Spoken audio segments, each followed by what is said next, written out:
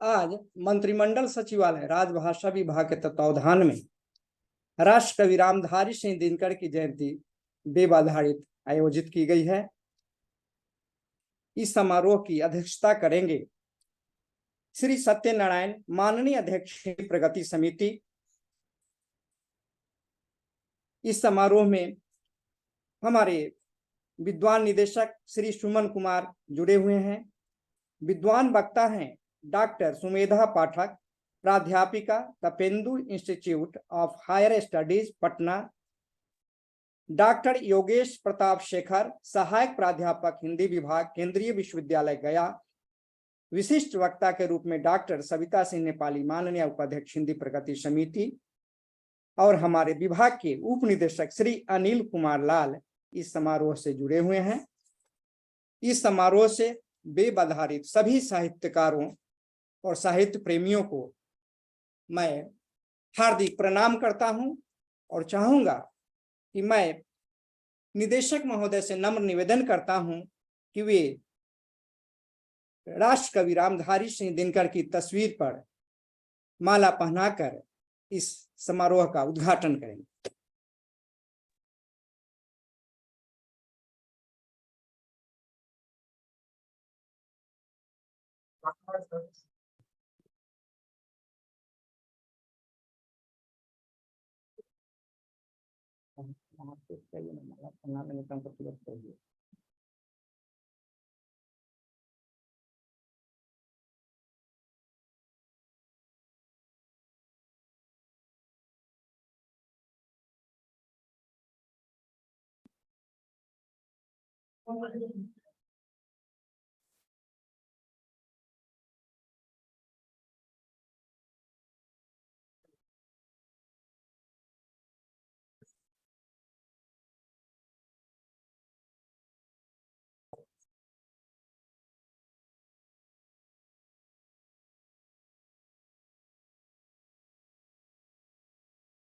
अभी हमारे विभाग के विद्वान निदेशक श्री सुमन कुमार राष्ट्र कवि रामधारी सिंह दिनकर की तस्वीर पर पुष्पांजलि कर रहे हैं।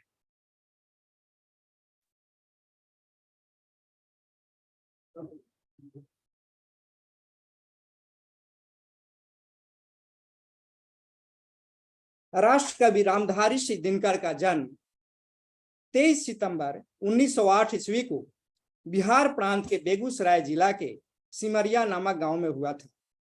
उनके पिता का नाम श्री रवि सिंह मध्यवर्गीय कृषक परिवार के मुखिया थे। दिनकर जी की आरंभिक शिक्षा गांव की पाठशाला में हुई। उन्होंने मोकामा हाई स्कूल से मैट्रिक पास करने के बाद पटना विश्वविद्यालय से इतिहास प्रतिष्ठा के साथ स्नातक की उपाधि पाई। 1950 ईस्वी में मुजफ्फरपुर जिला के लंगट सिंह महाविद्यालय में हिंदी विभागाध्यक्ष के रूप में उन्होंने काम किया। इसके पूर्व वे सहकारिता तथा जनसंपर्क विभाग के रजिस्ट्रार तथा निदेशक भी रह चुके थे। वे भागलपुर विश्वविद्यालय के उप कुलपति बनाए गए थे। 1952 ईस्वी में वे राज्यसभा के सदस्य मनोनीत हुए। उनकी अनेक रचनाएं हैं उर्वशी, रश्मि रथी, हुंकार, कुरुक्षेत्र, परशुराम की प्रतीक्षा, रसवंती, रेणुका, द्वंद्व गीत, संस्कृति के 4 अध्याय आदि। दिनकर जी मूलतः कवि थे। उन्होंने अपना परिचय स्वयं इस रूप में दिया, सुनू क्या सिंधु मैं गर्जन तुम्हारा, स्वयं युग धर्म का हुंकार हूं मैं, कठिन निर्घोष हूं भीषण अश्निका, प्रलय गांडीव की टंकार हूं मैं। राष्ट्र कवि दिनकर में राष्ट्र की भावना भरी हुई थी। कलम आज उनकी जय बोल, जला अस्थियां बारी बारी, छिटकाई जिनने चिनगारी, जो चढ़ गए पुण्य वेदी पर, लिए बिना गर्दन का मोल, कलम आज उनकी जय बोल। सूख रही है बोटी बोटी, मिलती नहीं घास की रोटी, गढ़ते हैं इतिहास जगत के, सहकर कठिन क्षुधा की मार, नमन उन्हें मेरा शतबार। कवि ने हिमालय शीर्षक द्वारा प्राचीन भारत को याद करते हुए भारतीय शौर्य का परिचय दिया है और स्पष्ट किया है कि केवल नरम दल से, सत्य अहिंसा से काम नहीं चलेगा, बल्कि गरम दल की भी आवश्यकता होती है। तभी उन्होंने लिखा, रे रोक युधिष्ठिर को न यहाँ, जाने दे उनको स्वर्ग धीर, पर फिरा हमें गांडीव गदा, लौटा दे अर्जुन भीम वीर। सामाजिक विषमता को देखते हुए उन्होंने विपथगा शीर्षक में लिखा, स्वानों को मिलते दूध वस्त्र, भूखे बच्चे अकुलाते हैं, माँ की हड्डी से चिपक ठिठुर जारे की रात बिताते हैं। युवती के लज्जा बसन बेच जब ब्याज चुकाए जाते हैं, मालिक जब तेल फुलेलों पर पानी सा द्रव्य बहाते हैं, पापी महलों का अहंकार देता मुझको तब आमंत्रण, झन झन झन झन झन झनन झनन। उन्होंने किसान के बारे में लिखा, मुख में जीव शक्ति भुज में, जीवन में सुख का नाम नहीं, वसन कहाँ सूखी रोटी भी मिलती दोनों शाम नहीं। वे कई तरह की कविताओं को हमारे सामने उपस्थित करते हैं। हटो व्योम के मेघ पथ से स्वर्ग लूटने हम आते हैं, दूध दूध ओ बस तुम्हारा, दूध खोजने हम जाते हैं। उन्होंने स्पष्ट किया, छीनता हो स्वत्व कोई और तू, त्याग तप से काम ले यह पाप है, पुण्य है विच्छिन्न कर देना उन्हें, बढ़ रहे तेरी तरफ जो हाथ है। उन्होंने क्रांति शीर्षक में लिखा, मुझ विपथ गामनी को न ज्ञात, किस रोज किधर से आऊंगी, मिट्टी से किस दिन जा क्रोध, अंबर में आग लगाऊंगी। यह वही धरती है जहां देवराज इंद्र भी मनुष्य के सामने हाथ पसारते हैं। ऐसा है तो मनुज लोक निश्चय आदर पाएगा, स्वर्ग किसी दिन भीख मांगने मिट्टी पर आएगा। किंतु भाग्य बली है, कौन किससे कितना पाता है, यह लेखा नर के ललाट में ही देखा जाता है। उनकी अनेक पंक्तियां हमारे देश के लिए उत्प्रेरक सिद्ध हुआ है। द्वंद्व गीत में उन्होंने लिखा, क्या पूछूं खद्योत कौन सुख, चमक चमक छिप जाने में, सोच रहा कैसी उमंग है जलते से परवाने में। हाँ स्वाधीन सुखी हैं, लेकिन वो व्याधा के कीर बता, कैसा है आनंद जाल में तरप तरप रह जाने में। सच ही कहा गया, मजा क्या है बेमोल सिर कटाने का, यह कोई देश का दीवाना ही बता सकता है। फांसी पर झूल कर भी हंसने का मजा, यह तो भगत सिंह का अफसाना बता सकता है। लेना अनल किरीट भाल पर ओ आशिक होने वाले, पहले कालकूट पी लेना सुधा बीज बोने वाले। धरकर चरण विजित श्रृंगों पर झंडा वही उड़ाते हैं, अपनी उंगली पर जो खंजर की जंग छुड़ाते हैं। परा समय से होर खींच मत तलुओं से, कांटे रुककर फूंक फूंक चलती न जवानी, चोटों से बचकर झुककर। नींद कहाँ उनकी आंखों में जो धुन के मत वाले हैं, गति की तृषा और बढ़ती पढ़ते पद में जब छाले हैं। वीर राग और आग के कवि कहे जाते हैं। उनके जन्मदिन पर हम शत शत नमन करते हैं।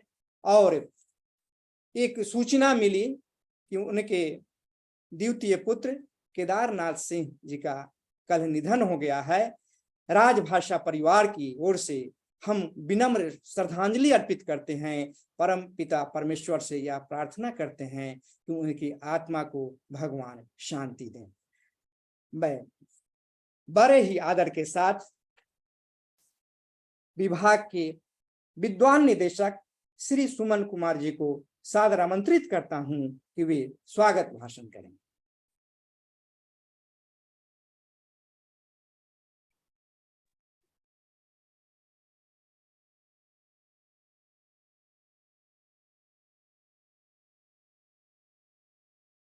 धन्यवाद प्रमोद जी।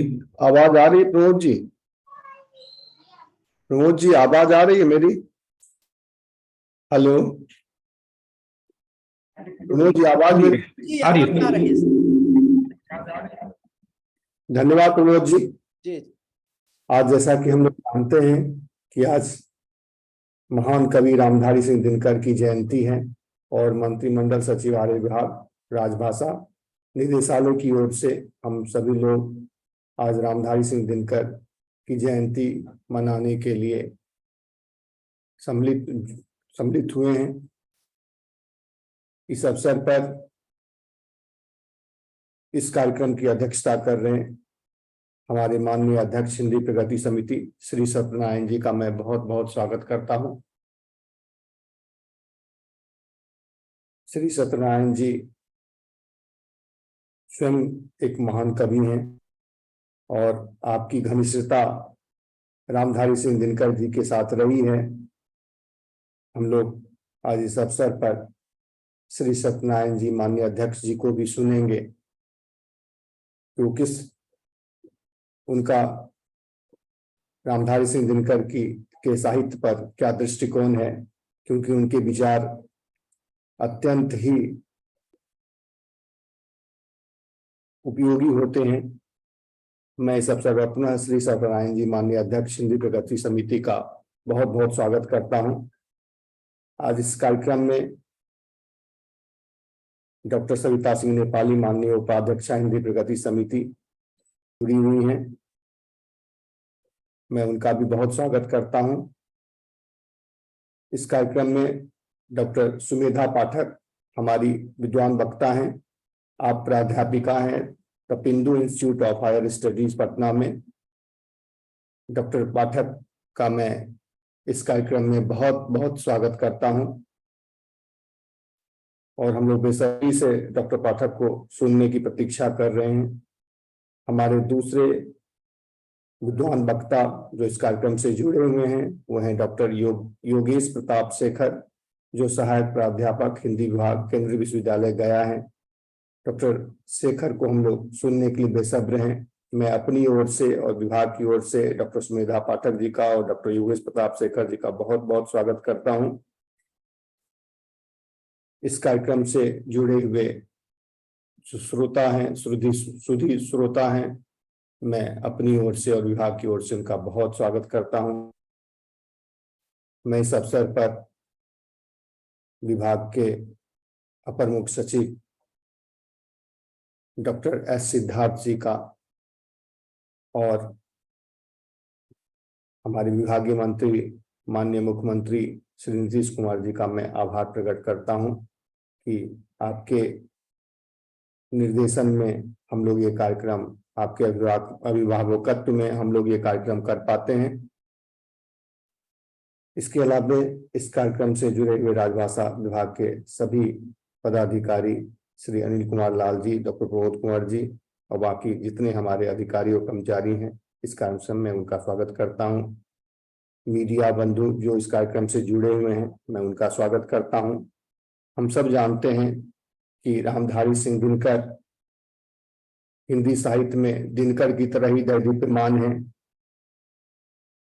उनकी रचनाओं को पढ़कर सुनकर कई बार व्यक्ति, जैसा प्रमोद कुमार ने कहा कि उस स्थिति में जब व्यक्ति निराश हो जाता है तो उनकी रचनाएं रास्ता दिखलाती हैं। मैं अपनी जिंदगी की बात करूं या मैं अपने मित्रों की बात करूं, उनमें से कई को मैंने कहते सुना है कि दिनकर की ये पंक्तियां नहीं होती शायद मैं आज जीवित नहीं होता। दिनकर के बारे में डॉक्टर नागेंद्र कहते हैं, हिंदी साहित्य में कोमल एवं मधुर भावना के अमर कवि तो अनेक हैं, परंतु अपने विराट भाव को अपने पौरुष के दिव्य स्वरों में बांधने वाले कवि प्रसाद और निराला के बाद मुश्किल से नजर आते हैं। दिनकर का गौरव यह था कि उन्हें विराट और कोमल भावनाओं को समान अधिकार प्राप्त है। हम एक तरफ देखते हैं कि हुंकार और अस्मिरथी है, तो दूसरी तरफ उर्वशी की भी रचना हम देखते हैं। वो कहते हैं, हिमालय में क्रांतिनाद करते हैं, रे रो की युधिष्ठिर को न यहाँ जाने दे, न यहाँ जाने दे उनको स्वर्गधीर, पर फिरा हमें गांधी गदा लौटा दे अर्जुन भीम वीर।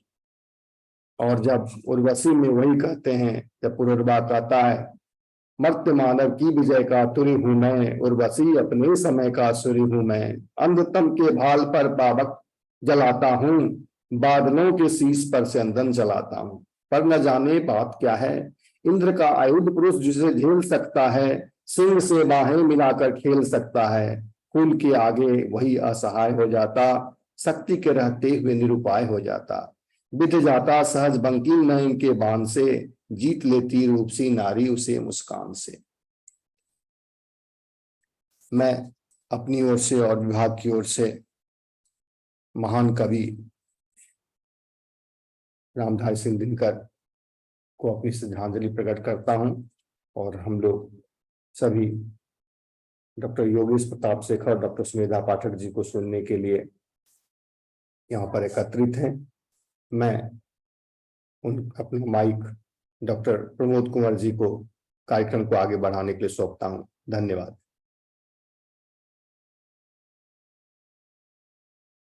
अभी हमारे बीच विभाग के विद्वान निदेशक श्री सुमन कुमार स्वागत भाषण कर रहे थे।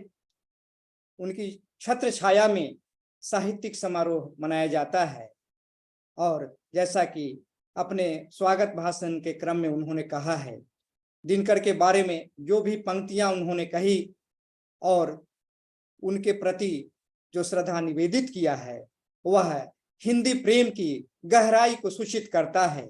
मैं बड़े ही प्रेम से बहुत श्रद्धा के साथ आपको बहुत बहुत धन्यवाद देता हूं। अब हमारे बीच दो विद्वान वक्ता हैं, मैं उन्हें सुनूंगा। दिनकर जी की एक छोटी सी कविता वांचकर मैं उन्हें बुलाऊंगा। चांद का कुर्ता। हट कर बैठा चांद एक दिन, माता से यह बोला, सिलवा दो मां मुझे ऊन का एक मोटा झिंगोला। सनसन चलती हवा रात भर जारे से मरता हूं, ठिठुर ठिठुर कर यात्रा पूरी करता हूं। आसमान का सफर और यह मौसम है जारे का, न हो अगर तो ला दो कुर्ता ही कोई भाड़े का। बच्चे की सुन बात कहा माता ने, अरे सलोने चल करे भगवान लगे मत तुमको जादू टोने। जारे की तो बात ठीक है पर मैं तो डरती हूं, एक नाप में कभी नहीं तुमको देखा करती हूं। कभी एक अंगुल भर चौड़ा, कभी 1 फुट मोटा, बड़ा किसी दिन हो जाता है और किसी दिन छोटा।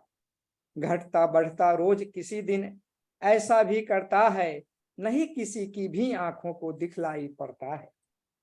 अब तू ही ये बता, नाप तेरा किस रोज लिवाएं, सीधे एक झिंगोला जो हर रोज बदन में आए। खास करके ये बच्चों के लिए यह कविता राष्ट्र कवि दिनकर ने लिखी और उनकी यह भावना सूचित करती है कि एक मनोविज्ञान के दृष्टिकोण से देखें तो बच्चों के प्रति भी उनका कितना लगाव था, कितना प्यार था। वे राष्ट्र कवि थे और राष्ट्र के लिए समर्पित थे। हम उन्हें जन्मदिन पर आज याद करते हुए आगे का कार्यक्रम बढ़ाते हैं और हमारे बीच दो विद्वान वक्ता। पहले मैं डॉक्टर सुमेधा पाठक, प्राध्यापिका, Tapindu institute of higher studies Patna को सादर आमंत्रित करता हूं कि वे अपना वक्तव्य दें। युग पुरुष महाकवि दिनकर जी की जयंती पर मैं सबसे पहले कविवर को नमन करती हूँ और पटल पर उपस्थित राजभाषा निदेशक समेत महाकवि सत्यनारायण जी और जितने भी लोग जुड़े हुए हैं, मैं सबका वंदन करते हुए अपना वक्तव्य शुरू करती हूँ। दिनकर जी के व्यक्तित्व की अगर बात की जाए तो हिंदी काव्य में ओज और पौरुष के प्रतीक के रूप में एक श्रेष्ठ कवि, उत्तम विचारक और कुशल विवेचक का व्यक्तित्व हमारे सामने उभर कर आता है सामने। हिंदी साहित्य के में जो इन्होंने अपना व्यापक योगदान दिया अपनी रचनाओं के माध्यम से, यह निश्चित रूप से उनके जीवन के अनुभवों, उनकी अध्ययनशील प्रवृत्ति और दूरदृष्टि के साथ ही ओज और भाव की जो उन्नत अवस्था है उसने उन्हें सही रूप में हिंदी के साहित्य आकाश का सूर्य के रूप में उपस्थापित किया। उनका आकर्षक व्यक्तित्व एवं ओजस्वी वाणी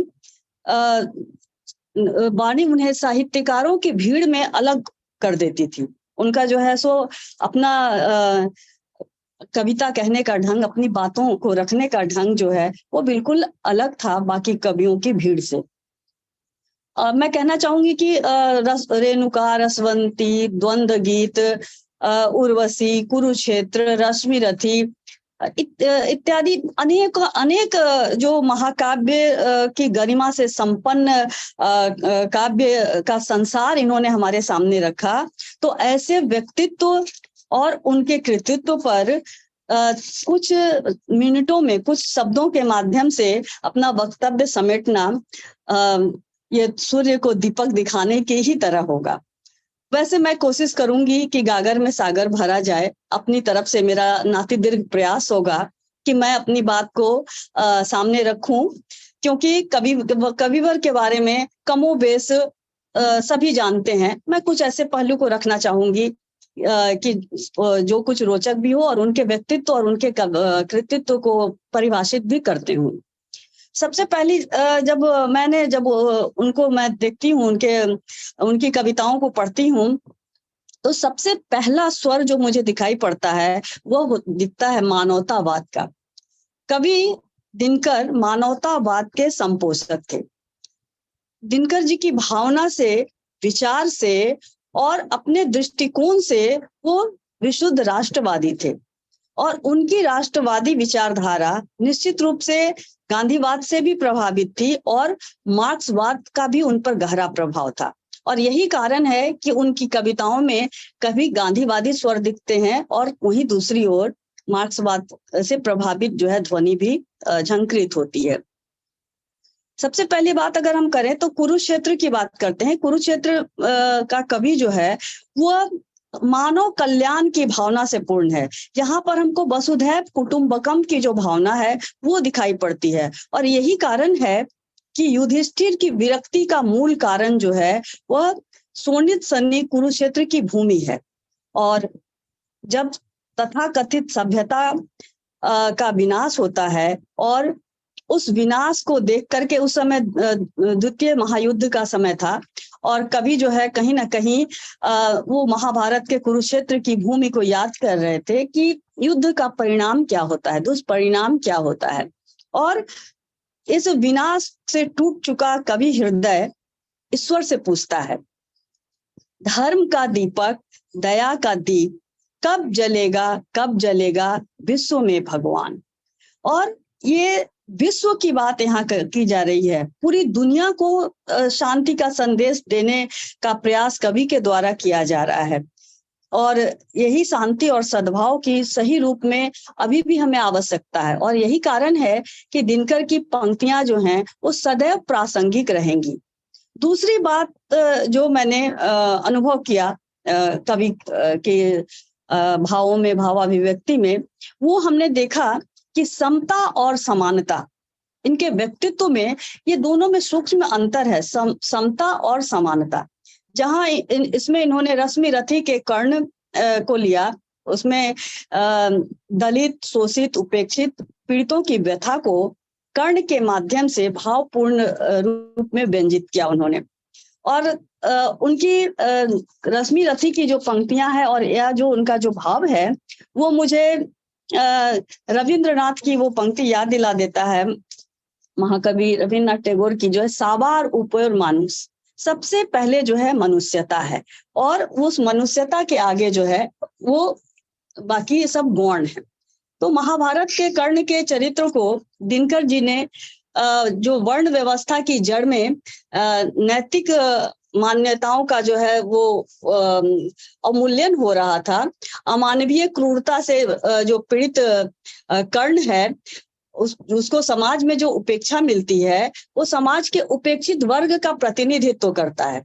आर्थिक विषमता, रंग भेद नीति, जाति, कुल, संप्रदाय एवं साम्राज्यवाद जैसी विभेदक सामाजिक व्यवस्था को इंगित करता हुआ कर्ण कह उठता है, मैं उनका आदर्श जिन्हें कुल का गौरव तारेगा, मैं उनका आदर्श जिन्हें कुल का गौरव तारेगा, नीच वंश जन्मा कहकर जिनको जग धिक्कारेगा।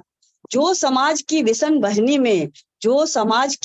बहनी में चारों ओर जलेंगे, पग पग झेलते हुए बाधा निस्सीम चलेंगे, मैं उनका आदर्श कहीं जो व्यथा न खोल सकेंगे, जिनका अखिल विश्व में कोई कहीं ना अपना होगा।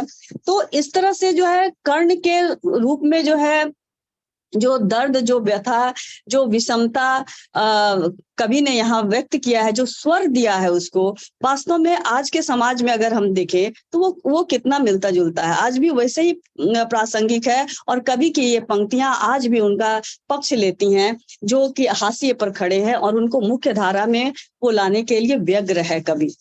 तो वस्तुतः समता और समानता के धरातल पर खड़ा महाकवि का रश्मि रथी के रूप में वो युग धर्मी शंखनाद है, जिसकी गूंज से विषमताओं और रूढ़ियों की बेड़ियां स्वतः खुल जाती हैं। और सभी राष्ट्र कवि हैं तो स्वाभाविक है कि कवि की जो वाणी होगी उसमें राष्ट्रीय चेतना का समावेश होगा, लेकिन राष्ट्रीय चेतना के साथ साथ कवि में एक विद्रोही स्वर भी दिखाई पड़ता है। मैंने जो अनुभव किया कवि की रचनाओं में, तो वो राष्ट्रीय चेतना तो उनके कविता का प्राण तत्व ही है, और प्रखर राष्ट्रीयता ने उन्हें विद्रोही तेवर दिए।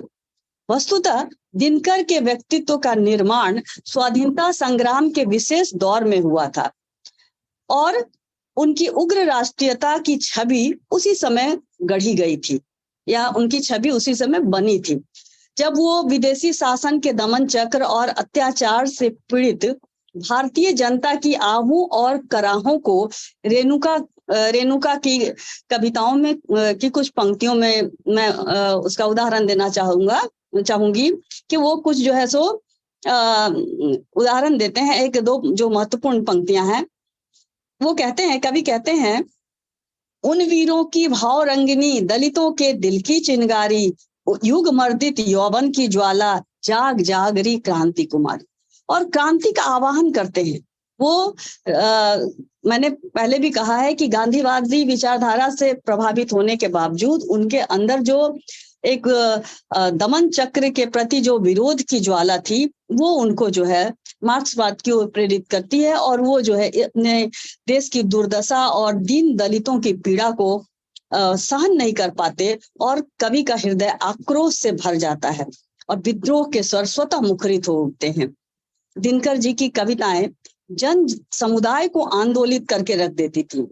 जब वो कहते हैं, क्रांति धात्री कविते उठ अंबर में आग लगा दे, जब वो बोलते हैं क्रांति धात्री कविते उठ अंबर में आग लगा दे, पतन पाप पाखंड जले, जग में ऐसी ज्वाला सुलगा दे। और सही में जब जन समुदाय उनकी ये ओजस्वी वाणी को सुनता है, तो आंदोलन स्वाभाविक तौर पर जो है वो दमन चक्र से मुक्ति पाने के लिए व्याकुल हो जाता है। उनका आकुल कंठ जो है वो सामने जो है आने लगता है। और साथ ही एक और बात जो उनके जब वो अभी आपने पंक्ति बताई थी, दूध वाला जो गरीबी, जो किसान और जो भारत की जो दुर्दशा, कहा जाता है कि कवि जो है वो अपने उसका साहित्य जो है वो समाज का दर्पण, और साहित्य के माध्यम से कवि की कविताओं और रचनाओं के माध्यम से उस समय का समाज जो है वो साकार हो उठता है। तो वही मुझे यहाँ दिखाई पड़ता है कि किस तरह भारत के उस समय क्या स्थिति रही होगी कि जब जो है दूध से शिशु बिलखते हैं तो उनके लिए बहुत भावपूर्ण और मन को झकझोर देने वाली पंक्ति कवि की है। वह कहते हैं कि वे भी यहीं दूध से जो अपने स्वानों को नहलाते हैं, वे भी यहीं दूध से जो अपने स्वानों को नहलाते हैं, ये बच्चे भी यहीं कब्र में दूध दूध चिल्लाते। ये कौन, इन पंक्तियों को सुनकर कौन ऐसा हृदय होगा जिस पर जो है वो वेदना विगलित नहीं होगा। और हुंकार की कविताओं में भी उन्होंने सर्वत्र जो है मानव पीड़ा, विद्रोह, ऊर्जा और बलिदान को जो है से गुंजायमान किया है। उनकी जो ध्वनि है उस किस तरह से वो झकझोरने वाली है, जगाने वाली है। वस्तुतः उस समय का जो युग धर्म था वो कविता के माध्यम से, साहित्य के माध्यम से जगाने वाला था, और कवि का व्यक्तित्व जो है वास्तव में जो है सो जगाने वाला ही नहीं, झकझोरने वाला दिखाई पड़ता है। और उनका व्यक्तित्व जो है वो आत्मविश्वास और पूर्ण ओजस्वी व्यक्तित्व था। उनका जो वक्तव्य हुआ करता था, या उनके बारे में जो है सो प्रचलित उक्ति है, एक सभी परिचित होंगे कि एक बार की घटना होती है कि संसद में नेहरू जी लड़खड़ाते हैं और दिनकर जी जो है सो उनको गिरने से बचा लेते हैं, थाम लेते हैं। और जब नेहरू जी धन्यवाद ज्ञापित करते हैं तो बड़े ही बेबाकी से, आत्मविश्वास से भरी वाणी में वो नेहरू जी को बोलते हैं कि राजनीति जब भी लड़खड़ाती है, साहित्य उसे थाम ले। तो कितनी बड़ी बात और कितना बड़ा आत्मविश्वास कि यहाँ तो अभी का देखें तो प्रधानमंत्री जैसा पद के आगे जल्दी से कोई मुंह खोलने की हिम्मत नहीं करता, चाटुकारिता में लोग लगे रहते हैं। लेकिन दिनकर जी ने बड़े ही आत्मविश्वास के साथ अपनी बात, जहां वो विसंगतियां देखते हैं वो अपने आप को रोक नहीं पाते और बेबाकी से जो है वो बात देखते हैं। और उन अपने आत्मविश्वास के लिए, अपनी वाणी के लिए मैं उनकी ही बातों का उल्लेख करना चाहूंगी। उन्होंने कहा, अपने लिए उन्होंने स्वयं कहा, मैं समय का पुत्र हूं और मेरा सबसे बड़ा कार्य यह है कि मैं अपने युग के क्रोध और आक्रोश को, अधीरता और बेचैनियों को सबलता के साथ छंदों में बांधकर सबके सामने उपस्थित कर सकूं। तो दिनकर जी प्रेम, राष्ट्रीयता, मानवता और क्रांति के गायक हैं। एक प्रसंग है उनके बारे में, और 1934 में जो है वो अखिल भारतीय सोशलिस्ट पार्टी के प्रणेता सहजानंद सरस्वती के किसान आंदोलन से भी प्रभावित हुए और इतने गहरे आंदोलित हुए कि उनकी लेखनी जो है किसानों को लेकर इतनी धारदार बनी कि स्वतः ही उनकी लेखनी से निकल पड़ा। वो कहते हैं कि सूखी रोटी खाएगा जब कृषक खेत में धरकर हल, सूखी रोटी खाएगा जब कृषक खेत में धरकर हल, तब दूंगी मैं तृप्ति उसे बनकर लोटे का गंगा जल। दिनकर जी के व्यक्तित्व गठन में बेनीपुरी जी की समाजवादी विचारधारा का भी भरपूर प्रभाव है। बेनीपुरी जी को समर्पित सामधेनी कविता संग्रह में इन्होंने इसका स्पष्ट प्रमाण दिया है, जब ये कहते हैं कुमुद फूलते जहां धन्य वो विभु मंडल है, दिन के प्रवाह से बचे किंतु किस भांति कमल, विधु पर आ जाऊं मिले अगर आधार एक, आत्मा के शिल्पी बढ़ा किरण का तार एक। वह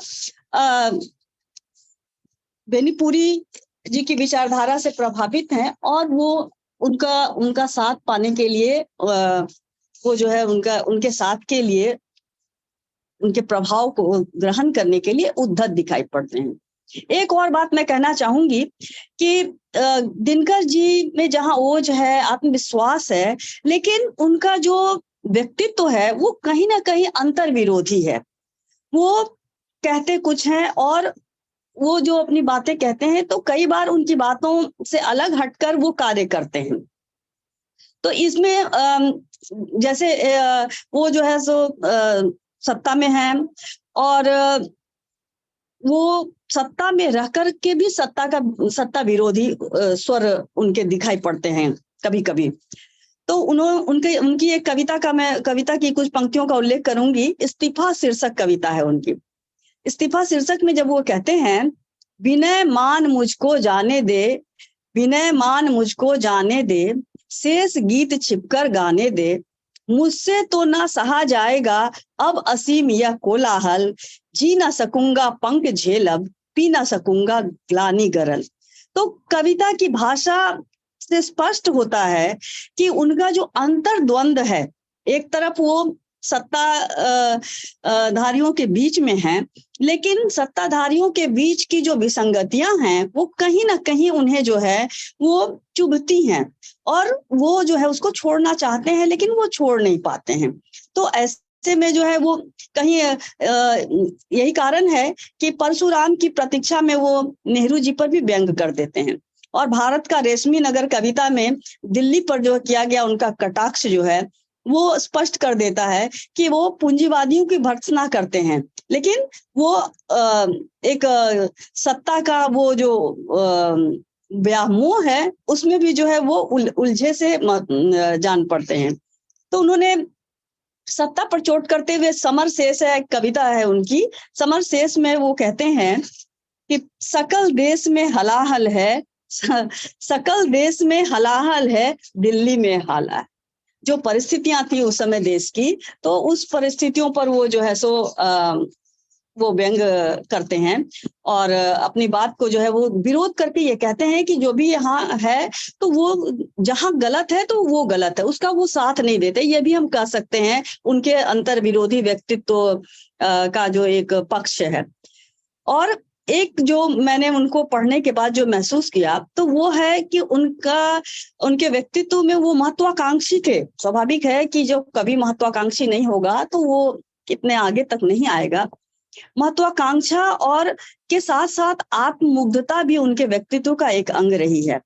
तो इस संदर्भ में मैं कुछ एक खगेंद्र ठाकुर ने कहीं कहा था, मैं उनका उल्लेख करना चाहूंगी कि एक बार वो जब 1934 में बहुत भूकंप आया था तो उस समय उन्होंने हिमालय कविता रची थी और भागलपुर वाले इलाके में, जिले में उस समय उन्होंने उस कविता का पाठ किया था। उसके कुछ दिन और वो बहुत ज्यादा सराही गई थी, उस कविता को बहुत ज्यादा लोकप्रियता मिली थी, सराही गई थी। उसके बाद दिनकर जी जहां भी काव्य पाठ के लिए आमंत्रित किए जाते थे तो प्राय उस कविता का पाठ जरूर करते थे।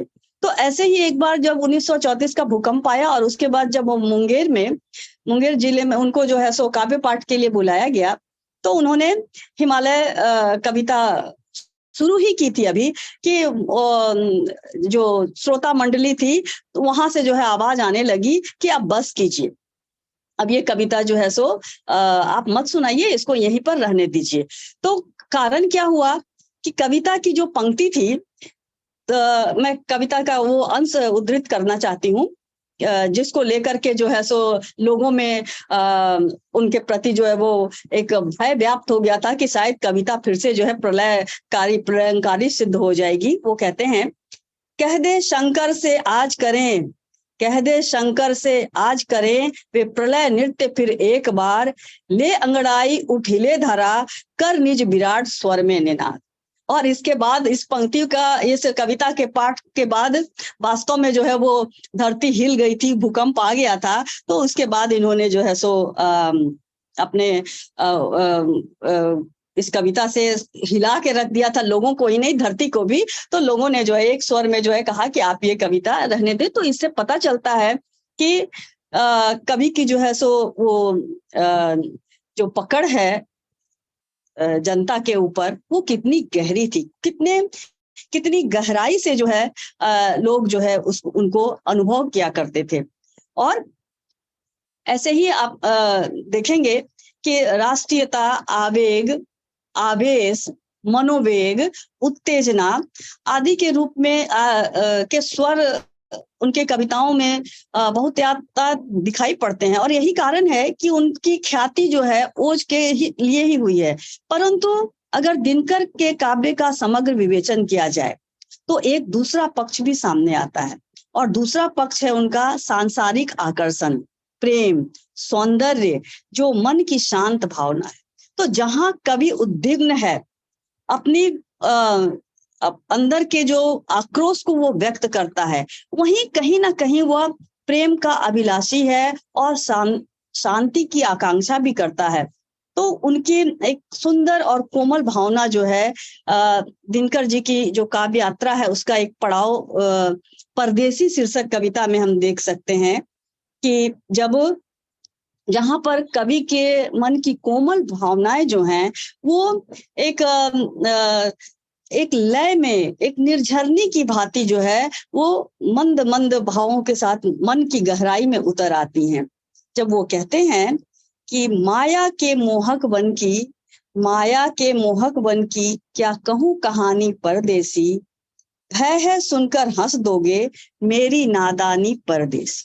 तो यहाँ परदेसी जो है वो परदेसी के माध्यम से अपनी बात को जो है अपने दिल के अंदर जो उन्होंने एक प्रेम के सागर को छुपा रखा था, जो एक कोमलता थी, जो एक एकांत था, वो सामने लेकर के आते हैं। और इसके साथ ही कवि का जो रेणुका का हाहाकार, हुंकार का पौरुष, अंततः उर्वशी के प्रेम और सौंदर्य की रागनी में साधना रथो झूम उठता है।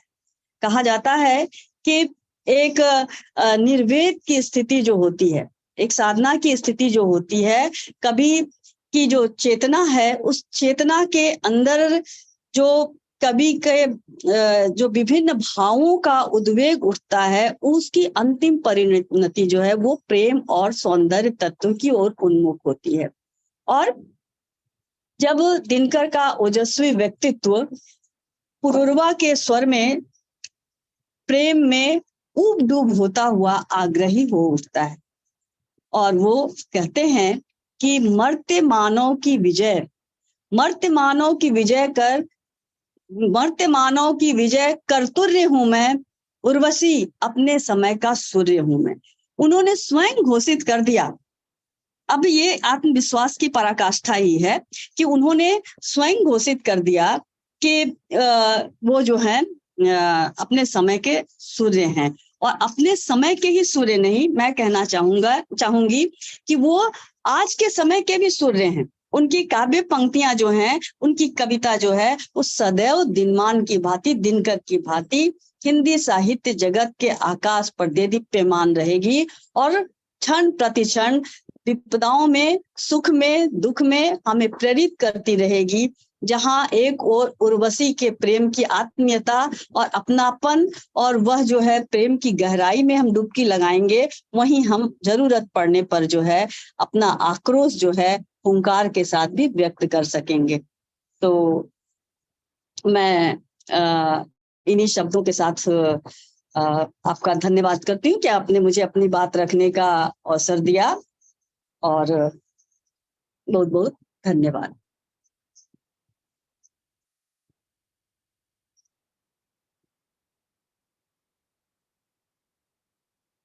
अभी हमारे बीच डॉक्टर सुमेधा पाठक, विदुषी प्राध्यापिका, Tapindu institute of higher studies Patna, राष्ट्र कवि रामधारी सिंह दिनकर पर अपना वक्तव्य दे रही थी। इन्होंने उनके सभी पक्ष को रखा है सामने। ओज के कवि हैं, राग और आग के कवि हैं। साहित्यकार और कवि साहित्य के माध्यम से राष्ट्र और समाज के हर परिस्थिति को सामने रखता है और जन समुदाय को प्रेरित करता है। मैं डॉक्टर सुमेधा पाठक जी को बहुत बहुत धन्यवाद देता हूं कि आप आए और एक नारी शक्ति के रूप में हमारे बीच ऐसा संदेश दी हैं कि नारी जगत इससे काफी प्रभावित होती हैं। हम लोग सचमुच बहुत प्रभावित हुए। आपको बहुत बहुत धन्यवाद।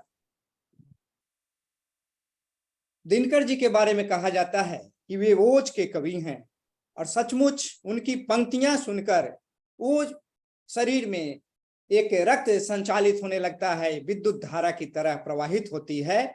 जो झंझना नहीं दे मन प्राणों को वह कविता भी क्या कविता, जो झंझना नहीं दे मन प्राणों को वह कविता भी क्या कविता, मुर्दों को झकझोर जगा दे कहते हैं उसको कविता। तो उनकी कविताओं के माध्यम से ऐसा लगता है कि मुर्दे में भी जान आ जाती है। मैं कुछ पंक्तियां सुनाकर मैं अगले वक्ता को सादर आमंत्रित करूंगा। एक उनकी कविता है, कविता का शीर्षक है विपथगा। झंझन झंझन झन झनन झनन मेरी पायल झंकार रही तलवारों की झंकारों में, अपनी आगमनी बजा रही मैं आप क्रुद्ध हुंकारों में।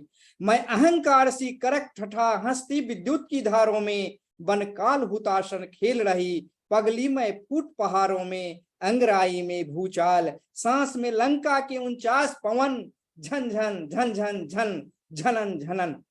मेरे मस्तक के छत्र मुकुट वसुकाल सर्पणी के शतफन, मुझे चीर कुमारिका के ललाट में नित्य नवीन रुधिर चंदन। आजा करती हूँ चिता धूम का दृग अंध तिमिर अंजन, संहार लपट का चीर पहन नाचा करती मैं छूम छनन, झन झन झन झन झन झन झन झन। इस तरह उनकी कविताएं, अनेक कविताएं हैं जो हमें काफी प्रभावित करती है। मैं चाहूंगा कि अगले वक्ता से अब सुनो, मैं बड़े ही आदर के साथ डॉक्टर योगेश प्रताप शेखर, सहायक प्राध्यापक हिंदी विभाग, केंद्रीय विश्वविद्यालय गया को सादर आमंत्रित करता हूं। बहुत शुक्रिया मोद कुमार जी। मेरी आवाज सुन पा रहे होंगे, ऐसी उम्मीद है।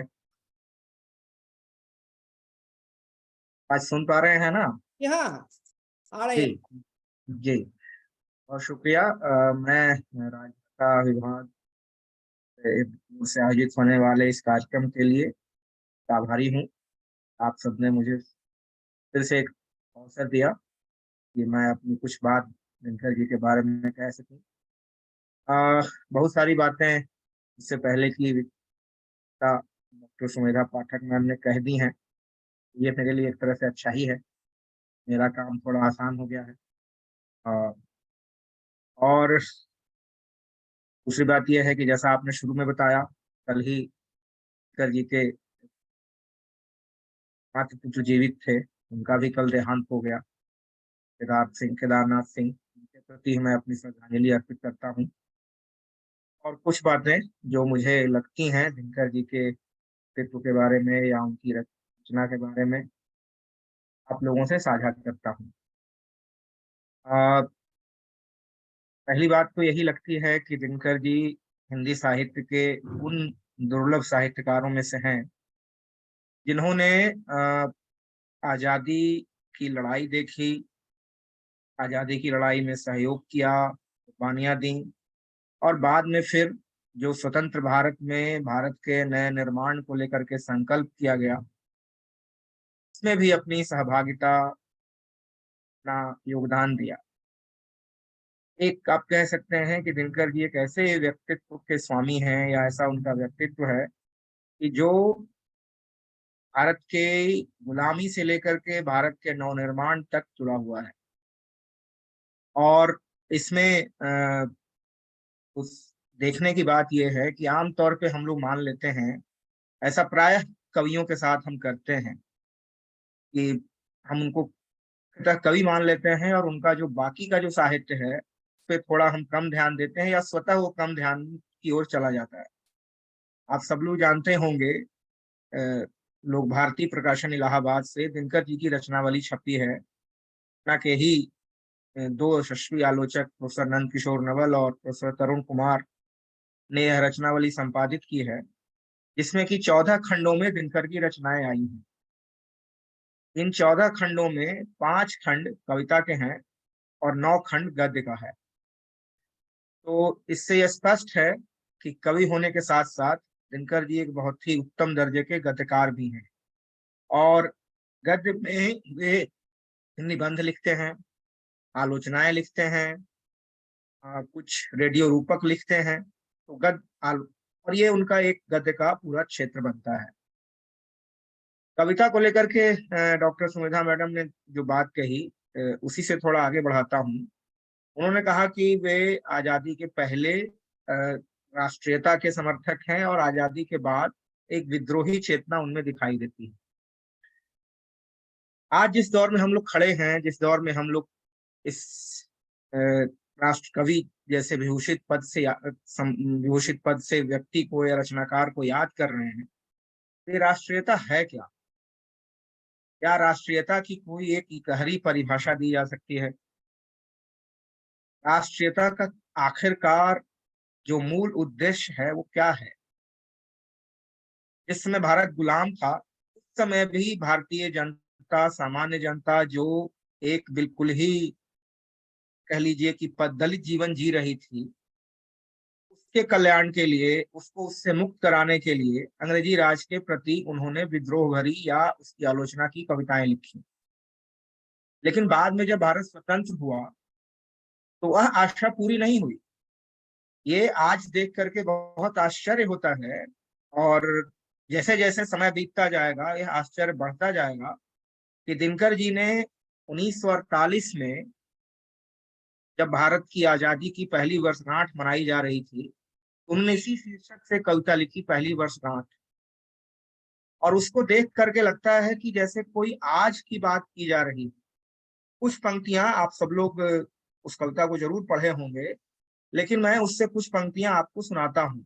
वो ध्यान रखिए कि ये 1948 में कविता लिखी जा रही है और कितने दिनकर क्षुब्ध हैं और वो लिख रहे हैं। पंक्तियां हैं, आजादी खादी के कुर्ते की एक बटन, आजादी टोपी एक नुकीली तनी हुई, आजादी खादी के कुर्ते की एक बटन, आजादी टोपी एक नुकीली तनी हुई, फैशन वालों के लिए नया फैशन निकला, मोटर में बांधो 3 रंग वाला चिथड़ा, औगिनों की आंखें पड़ती हैं कितनी हम पर यानी आजादी के पैगंबर पर।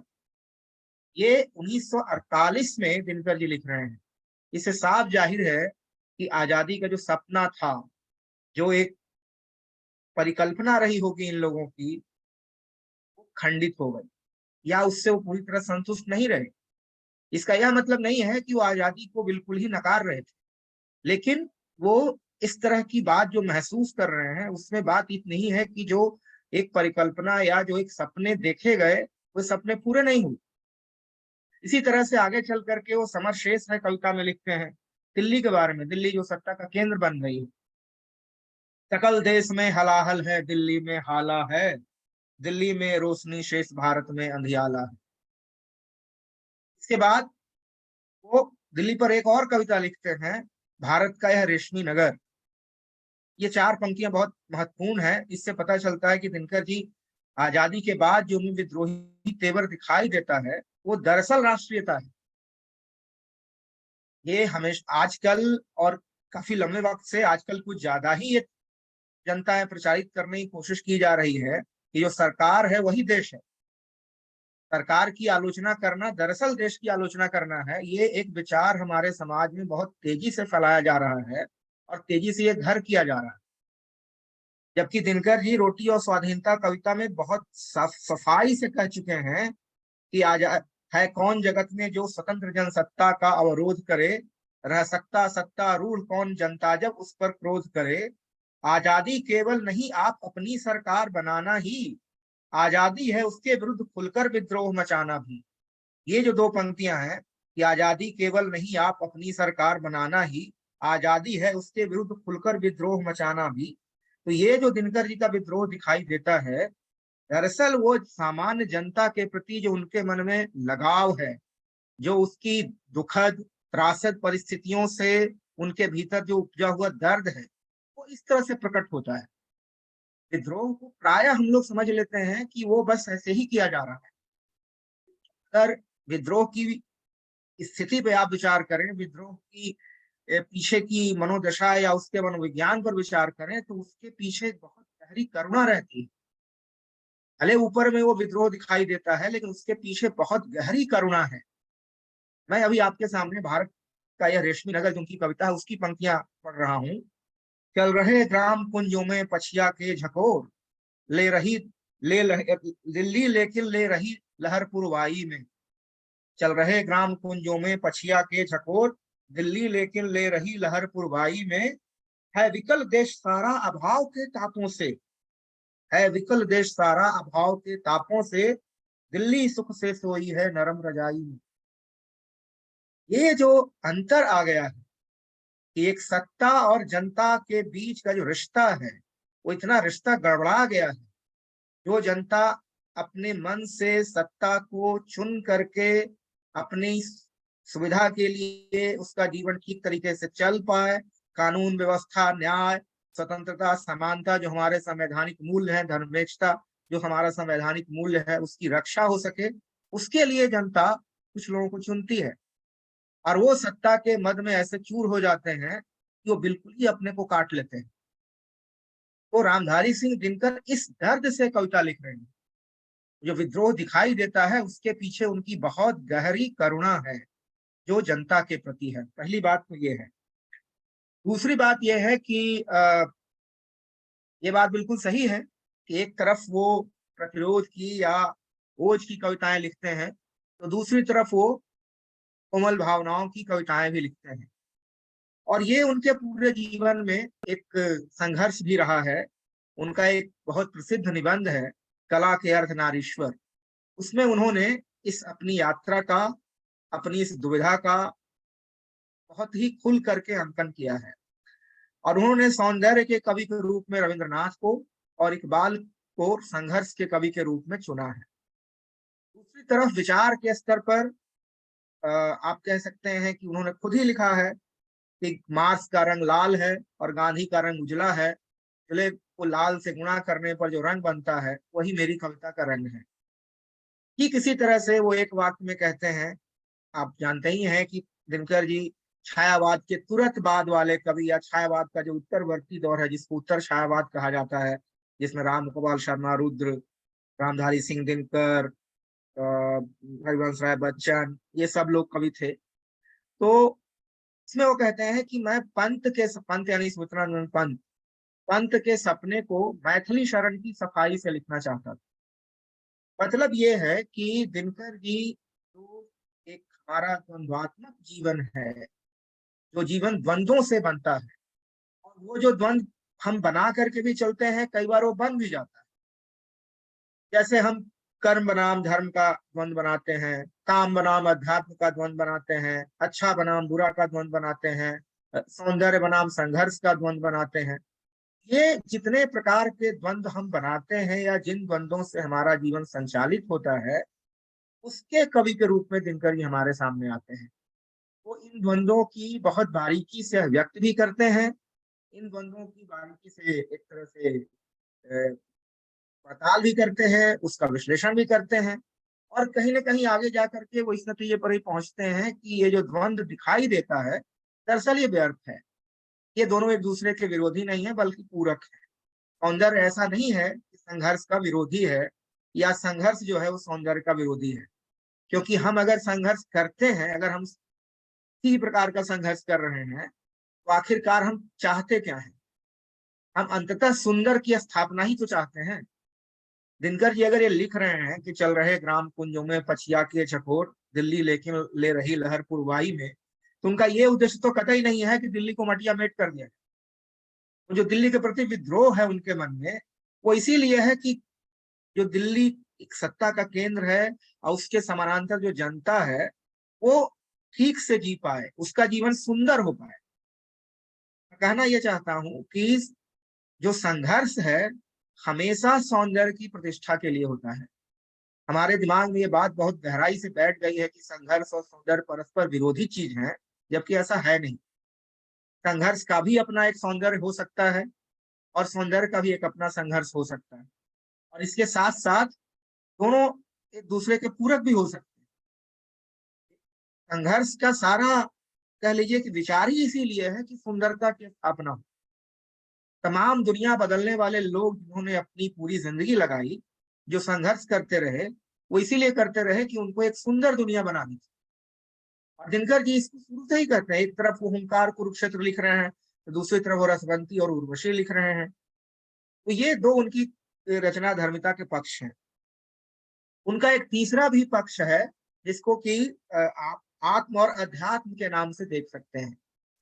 मतलब ये कि एक व्यक्ति के रूप में जो हम व्यक्तिगत तौर पे अनुभूत करते हैं जिंदगी को लेकर के, अपने पूरे जीवन को लेकर के, और कुछ हमारी एक जो आध्यात्मिक आकांक्षाएं, आध्यात्मिक का हाँ मैं अर्थ धार्मिक के अर्थ में नहीं कर रहा हूँ, मतलब जो एक जिंदगी को लेकर के, ब्रह्मांड को लेकर के, प्रकृति को लेकर के जो हमारे मन में अनेक तरह के सवाल आते हैं, जिंदगी की चरितार्थता का सवाल आता है, जिंदगी के उद्देश्य का सवाल आता है, ये सब भी जो है दिनकर जी की रचना के बिंदु रहे हैं।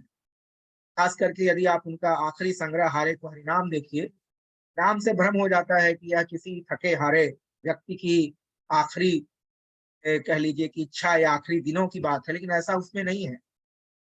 वो उसमें उनके व्यक्तिगत अनुभव जो एक व्यक्ति के रूप में अनुभव करते हैं, और एक इंसानी जीवन की जो एक अपनी प्रश्नाकुलता हो सकती है स्वयं के प्रति या स्वयं से संसार के रिश्ते के प्रति, वह भी उसमें प्रकट होती है। और इसके साथ साथ दिनकर जी का एक और पक्ष है। आप जानते ही हैं कि वो पूरी दुनिया में घूमे, तमाम साहित्यकारों से उनके संपर्क रहे। उन्होंने कुछ दुर्लभ कविताओं के अनुवाद भी किए हैं। सीपी और शंख और आत्मा की आंखें, ये दो संग्रह उनके अनुवादों के संग्रह हैं। जिसको एक तरह से अनुवाद न कहते हुए पुनः सृजन कहना चाहिए। इसमें उन्होंने सीपी और संख में तो दुनिया भर के कवियों की कविताओं के अनुवाद हैं। मसलन पोलैंड के कवि की कविता का अनुवाद है, अंग्रेजी कवियों की कविता का अनुवाद है, और भी दूसरे कवि जो दूसरी भाषाओं के कवि हैं उनकी कविताओं के अनुवाद हैं। और आत्मा की आंखें में अंग्रेजी कवि डीएच लॉरेंस, उनकी कविताओं के भी अनुवाद हैं। तो उनकी कविताओं को पढ़ने से ये लगता है कि वो अनुवाद नहीं कर रहे हैं बल्कि पुनः सृजन कर, स्वयं कवि थे, वो कविता उसमें फूट पड़ती है। तो एक पक्ष तो उनका यह भी है। इसके साथ साथ जैसा मैंने कहा आपको कि वो बहुत अच्छे आलोचक हैं। हिंदी में दो तरह के, बल्कि पूरी दुनिया के साहित्य में आप कह सकते हैं कि दो तरह के आलोचक पाए जाते हैं। एक जो मूलतः रचनाकार होते हैं, जो आलोचना बस ऐसे ही अपनी इच्छा से या थोड़ी बहुत जरूरत के अनुसार लिखते हैं। और एक दूसरे हैं जिनकी मुख्य विधा आलोचना है।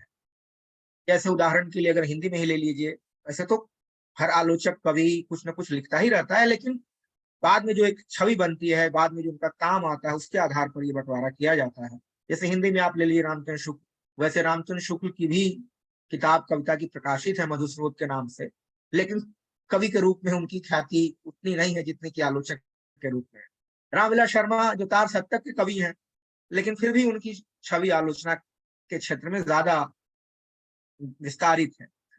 या फिर डॉक्टर नगेंद्र, डॉक्टर नामवर सिंह भी कवि थे, लेकिन मूलतः आलोचक के रूप में उनकी छवि बनी। तो एक तो ये प्रकार होता है। अंग्रेजी में ले लीजिए तो जैसे आई रिचर्ड्स हो गए, फार्लिविस हो गए, या और दूसरे आलोचक हो गए जो मुख्यतः आलोचक हैं। और एक दूसरे लोग भी हैं, संस्कृत में ले लीजिए यदि, तो मान लीजिए जैसे मम्मट को ले लीजिए, भरत मुनि को ले लीजिए, भामा को ले लीजिए, इनके बारे में जो हमें पता चलता है कि ये सैद्धांतिक या आलोचनात्मक किताबें लिख रहे हैं। लेकिन एक दूसरे प्रकार के भी आलोचक होते हैं जो मूलतः रचनाकार हैं और वो भी आलोचना लिखते हैं। जैसे अंग्रेजी में T S Eliot, Ezra Pound, Sanskrit में राजशेखर, आनंदवर्धन, हिंदी में स्वयं भारतेंदु, जयशंकर प्रसाद, निराला, अज्ञे, मुक्तिबोध, दिनकर, ये एक पीढ़ी बनती है। ये एक कह लीजिए कि हिंदी आलोचना का एक रूप बनता है, जिसमें कि अगर रचनाकार आलोचकों में से चुना जाए आधुनिक हिंदी काव्य में या साहित्य में, तो तीन नाम हमारे सामने बड़ी प्रमुखता से आते हैं, अज्ञे, मुक्तिबोध और दिनकर। तो दिनकर जी ने बहुत आलोचनाएं लिखी हैं, छायावाद के बारे में, प्रगतिवाद के बारे में। कामायनी पर उनकी लगभग एक मुकम्मल किताब ही है, एक पूरी किताब है जिसका नाम है पंच प्रसाद मैथिली शरण, और उसमें उन्होंने पंजी पर एक लंबा लेख लिखा है, मैथिली शरण गुप्त पर एक लंबा लेख लिखा है, और कामायनी पर भी एक लंबा लेख लिखा है। और कामायनी का शीर्षक जो है वो बहुत ही विचारणीय है। कहते हैं कामायनी का शीर्षक है दोष रहित दूषण सहित। कामायनी दोष रहित दूषण सहित। सब दोष कहते हैं कि कोई ऐसा दोष हो जाए कविता में जो कानों को खराब लगे, शब्दों का चयन गड़बड़ हो, कोई अर्थ खराब निकल जाए, तो ये सब कामायनी में नहीं है। दोष रहित, दूषण सहित। दूषण का मतलब ऐसी बात जिसको कि त्यागा जा सकता था। तो कामायनी में ऐसा क्या है जिसको त्यागा जा सकता था? तो बताते भी हैं कि भाषा में जो लड़खड़ाहट है, भाषा में जो एक कह लीजिए कि कहीं कहीं गतिरोध पैदा होता है, ये दिनकर जी के विचार है कि वो कामायनी पढ़ने वाले को या उसको समझने वाले को थोड़ा शिथिल करता है। तो ये कामायनी पर वो इस तरह से अपनी आलोचना प्रस्तुत करते हैं। ठीक इसी तरह से उन्होंने उस जमाने में जो यूरोपीय कविता का समकालीन कह लीजिए परिदृश्य था, उसको लेकर के एक बहुत महत्वपूर्ण पुस्तक लिखते हैं आलोचना की। उसकी चर्चा बहुत कम होती है, ज्यादा चर्चा होनी चाहिए, जिसका शीर्षक है शुद्ध कविता की खोज। शुद्ध कविता की खोज उस समय यूरोप में प्योर और इम्प्योर पोएट्री की बहस चल रही थी, जिसमें कि प्रतीकवादी कवि जिनको हम कहते हैं, जैसे मलार में रैम्बो, ये सब लोग आते हैं, और उनसे कविता का क्या रिश्ता बनता है, उस पर उन्होंने बहुत महत्वपूर्ण किताब लिखी है, शुद्ध कविता की खोज। ये आलोचना में उनकी एक बहुत बड़ी देन है। इस तरह की किताब हिंदी आलोचना में बहुत कम है। एक आलोचक का रूप उनका है। इसी तरह से यदि आप साहित्य के इतिहास को समझना चाहें, तरह से इन्होंने हिंदी साहित्य का इतिहास नहीं लिखा, लेकिन अगर साहित्य के इतिहास को समझना चाहें तो आप देखेंगे कि वो विद्यापति से लेकर के अपने दौर के समकालीन कवियों तक वो लेख लिख रहे हैं, टिप्पणियां कर रहे हैं, और उससे एक हिंदी साहित्य के इतिहास का जो उनके मन में ढांचा है प्रकट होता है। जैसे वो विद्यापति के बारे में कहते हैं कि आमतौर पे 3 कवियों, ये त्रिवेणी रामचंद्र शुक्ल ने भी बनाई और बाद में लोगों ने भी बनाया, त्रिवेणी भले नाम ना दिया हो, लेकिन 3 कवियों को लोग प्रायः मानते हैं, प्रायो शब्द चलता है अंग्रेजी में कि 3 ऐसे महान कवि। तो विद्यापति के बारे में उन्होंने कहा कि नहीं, विद्यापति को आपको अलग स्थान देना हो, कबीर, तुलसी, सूर या जायसी से नहीं, बल्कि अलग स्थान के अधिकारी होंगे। वेणुवन में जो उन्होंने विद्यापति पे लेख लिखा है वो पढ़ने योग्य, एक कवि के रूप में, एक आलोचक के रूप में, और इसके साथ साथ फिर विचारक के रूप में। प्रकाशक इसका आंकड़ा बता सकते हैं अच्छी तरह से, लेकिन जो अनुभव है उसके आधार पर सकता है कि दिनकर जी की जो सबसे चर्चित किताब है वह किताब संस्कृति के 4 अध्याय है। सबसे ज्यादा कॉपी अगर किसी की बिकती है तो संभवतः संस्कृति के 4 अध्याय और रश्मि रथी की बिकती है। और संस्कृति के 4 अध्याय में उन्होंने भारत की जो सामासिक संस्कृति है उसके निर्माण में जो चरण भारत ने तय किए हैं उसकी बहुत विस्तार से विवेचना करते हैं, और उसी को पढ़ करके पता चलता है कि भारत अंततः एक बहुलतावादी देश है। कोई भी सरकार, कोई भी व्यक्ति, कोई भी दल यदि भारत को एक वचन करना चाहता है तो दरअसल वो भारत का शत्रु है। असली देशद्रोही वह है जो भारत को एक रंग में रंगना चाहता है। और बहुत विस्तार से बताते हैं संस्कृति के 4 अध्याय में कि कैसे आर्य और द्रविड़ का संघर्ष हुआ, फिर मिश्रण हुआ तो कैसे एक संस्कृति बनी, फिर उसमें अगर कुरीतियां आने लगी तो फिर कैसे बौद्ध और जैनों का विद्रोह सामने आया, फिर उसके बाद जो है इस्लाम का आगमन हुआ। दूसरा अध्याय ये आर्य और द्रविड़ के मिश्रण के बाद जो बौद्ध और जैन लोग आए, दूसरा अध्याय वो। तीसरा अध्याय इस्लाम का आगमन हुआ, और चौथा अध्याय जब अंग्रेज यहाँ आए तब उनकी जो एक बहुत ही मजबूत संस्कृति थी उससे जब हमारा सामना, हम कैसे बने या बिगड़े। और उसमें उन्होंने महात्मा गांधी पर, अरविंद पर, विवेकानंद पर अलग अलग अध्याय लिखे हैं। और अरविंद को और महात्मा गांधी को बहुत महत्व दिया है, विवेकानंद को भी बहुत महत्व दिया है। ये 3 हमारे भारत के, आधुनिक भारत के बड़े निर्माता हैं, और तीनों, इनमें से 2 के लिए उन्होंने तो बहुत अच्छे विशेषण लगाए हैं। एक के बारे में कहा है कि स्वर्ग का भूमि पर अवतरण, और दूसरे के लिए कहा है कि भूमि को ही स्वर्ग बना देना। तो ये संस्कृति के 4 अध्याय किताब की बड़ी, कह लीजिए कि विशेष बात है जो हम सब लोगों को ध्यान में रखनी चाहिए। हालांकि यह भी कहा जा सकता है कि चूंकि दिनकर जी उत्तर भारत के रहने वाले हैं तो संस्कृति के 4 अध्याय में उत्तर भारतीय प्रधानता बहुत ज्यादा है। दक्षिण की भी चर्चा है, लेकिन खास करके पूर्वोत्तर भारत की, या जो हमारी आदिवासी संस्कृति है, या बाकी और इस तरह की संस्कृतियां हैं, उसकी चर्चा कम है।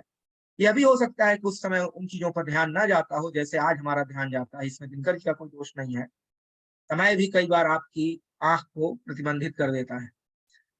कई बार हम समय के पार नहीं देख पाते, या समय का जो दायरा है उससे आगे हम नहीं जा पाते। ऐसा भी होता है। साहित्यकार अंततः समय से बंधा भी होता है, समय से मुक्त होने की भी कोशिश करता है, होता भी है, लेकिन ज्यादातर वो साहित्यकार जो है वो समय से बंधा भी होता है। तो ये उनके एक, इसके साथ साथ वे भारत में उस समय एक बहुत, कह लीजिए कि बहस चल रही थी। सब जगह आप देखेंगे कि भारत को किस रास्ते जाना चाहिए।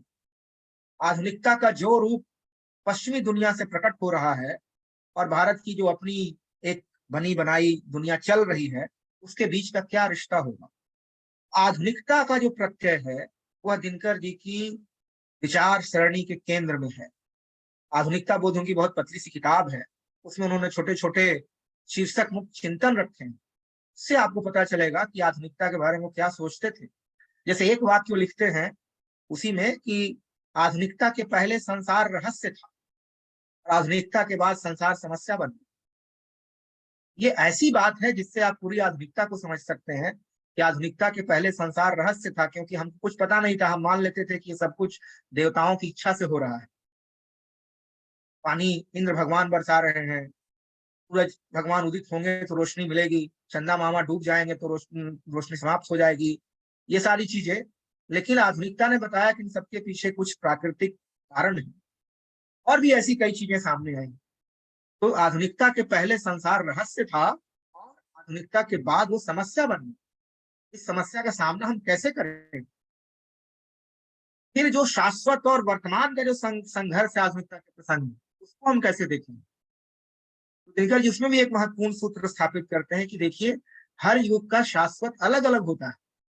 हर पीढ़ी अपने शाश्वत की खोज अलग तरीके से करती है, और ये बात वो रीतिकाल के मूल्यांकन के संदर्भ में कह रहे हैं। तो कुल मिला जुला करके मैं कहना ये चाहता हूं कि दिनकर जी ऐसे हमारे साहित्यकार हैं, निश्चित रूप से उनकी ख्याति कवि के रूप में है, कवि के रूप में उनकी प्रतिष्ठा है, कवि हैं भी वो। लेकिन अगर हम किसी साहित्यकार को, किसी रचनाकार को समझना चाहते हैं, तो जहां तक संभव हो सके हमको उसको समग्रता में देखना चाहिए। और दिनकर जी आधुनिक हिंदी साहित्य के एक ऐसे समग्र लेखक हैं जो न केवल अलग अलग विधाओं में काम करते हैं, बल्कि उन विधाओं से हमारे सामने सोचने, विचारने, रास्ता दिखाने के नए नए स्तंभ हमारे सामने प्रकट करते हैं। आप सबने मौका दिया, बहुत बहुत शुक्रिया, बहुत बहुत धन्यवाद।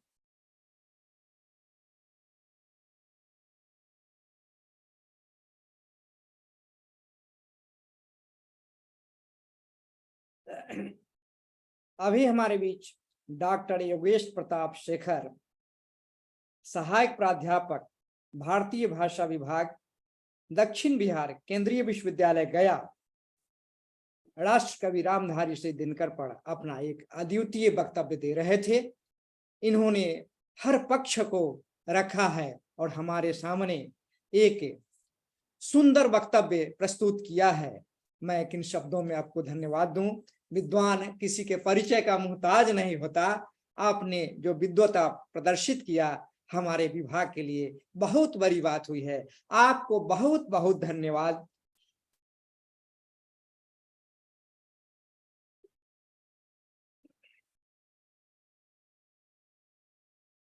संयोग से हमारी विशिष्ट वक्ता डॉक्टर सविता सिंह नेपाली, माननीय उपाध्यक्ष हिंदी प्रगति समिति, अभी नहीं जुड़ पाई हैं। विशेष कार्य से वे संभवतः दिनकर जी के सुपुत्र के घर पर गई हुई हैं।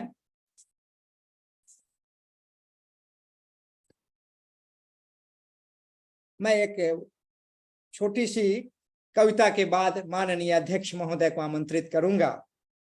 दिनकर जी की एक शक्ति और क्षमा शीर्षक कविता जो पाठ्यक्रम में भी पढ़ाई जाती है।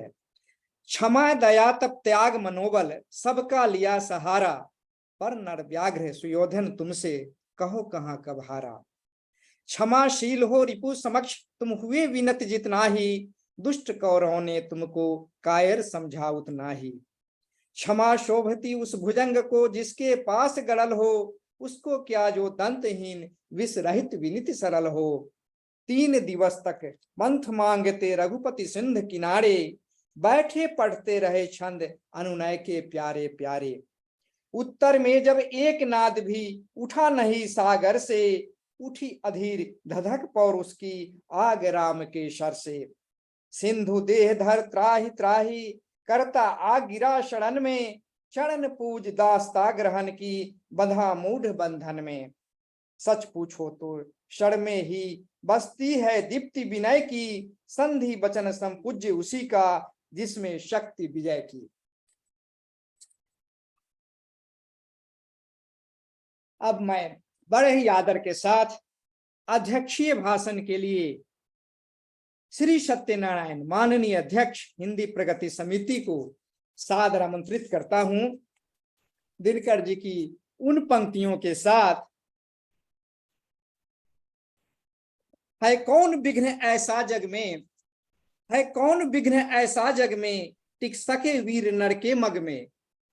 खम ठोक ठीलता है जब नर, पर्वत के जाते पांव खर, मानव जब जोर लगाता है पत्थर पानी बन जाता है। मैं बड़े ही आदर के साथ, विनम्रता के साथ मैं अध्यक्ष महोदय को सादर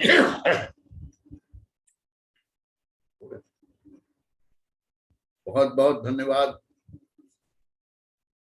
कुंवर जी, ये प्रमोद कुंवर जी, आपको बहुत बहुत धन्यवाद।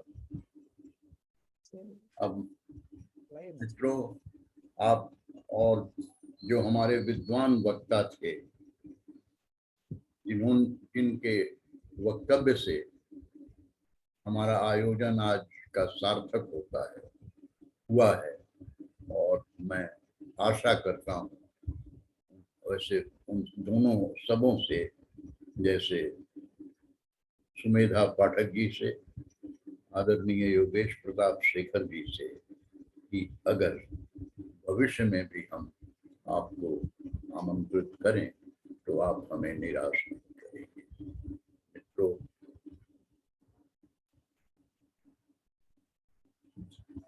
एक दो बात बहुत आत्मीयता के साथ कहना चाहूंगा। सबसे एक, इससे पहले मैं याद करना चाहूंगा दिनकर जी के पुत्र केदार जी को, केदारनाथ सिंह, जिनका आकस्मिक निधन हो गया, और उन्हें मैं उनसे मेरी वो आते जाते थे हमारे यहाँ, मैं भी आता जाता था, और एक मित्रता थी, और हम लोग कभी कभी साहित्य के जो धाराएं चलती रहती हैं अलग अलग, उन पर बातचीत करते थे। एक बात और इनके बारे में कह दूं अब कि केदार जी स्वयं एक बहुत कुशल कवि, उनकी एक पुस्तक कविता की, अपने ढंग की कविताएं हैं उसमें, और ध्यान कम गया है, लेकिन उस पुस्तक को भी हम सबको पढ़ना चाहिए। आका सूरज बाका सूरज, तो यह इस शीर्षक से उनकी पुस्तक है, और उसमें कई कविताएं ऐसी हैं जो हमारे आने वाली कविता का आभास देती हैं, भविष्य में कैसी कविताएं हैं। मैं उनकी स्मृति को प्रणाम करता हूँ, और ये कहते हुए, यह मौत आके हमको खामोश कर गई, मौत आके हमको खामोश कर गई, सदियों दिलों के अंदर हम धड़कते रहे। उनको हमारी श्रद्धांजलि। और मित्रों, आइए, बहुत कुछ नहीं कहना है,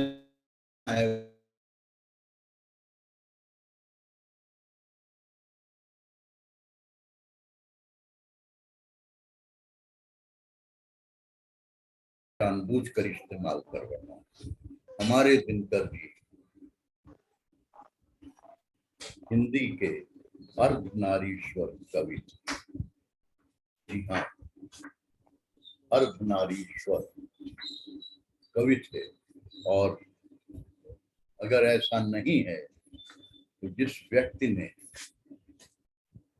हुंकार की रचना की उसने रसवंती नहीं लिखी। जिस व्यक्ति ने हुंकार की रचना की, प्रमोद जी, उसने रसवंती नहीं लिखी होती। जिसने उर्वशी की रचना की, उसने कुरुक्षेत्र की रचना नहीं की होती। तो यह उनका आयाम है रचना। एक तरफ उर्वशी, दूसरी तरफ कुरुक्षेत्र, एक तरफ रसवंती तो दूसरी तरफ हुंकार। इसीलिए मैं कहता हूँ कि वो हिंदी के अर्धनारीश्वर कवि थे।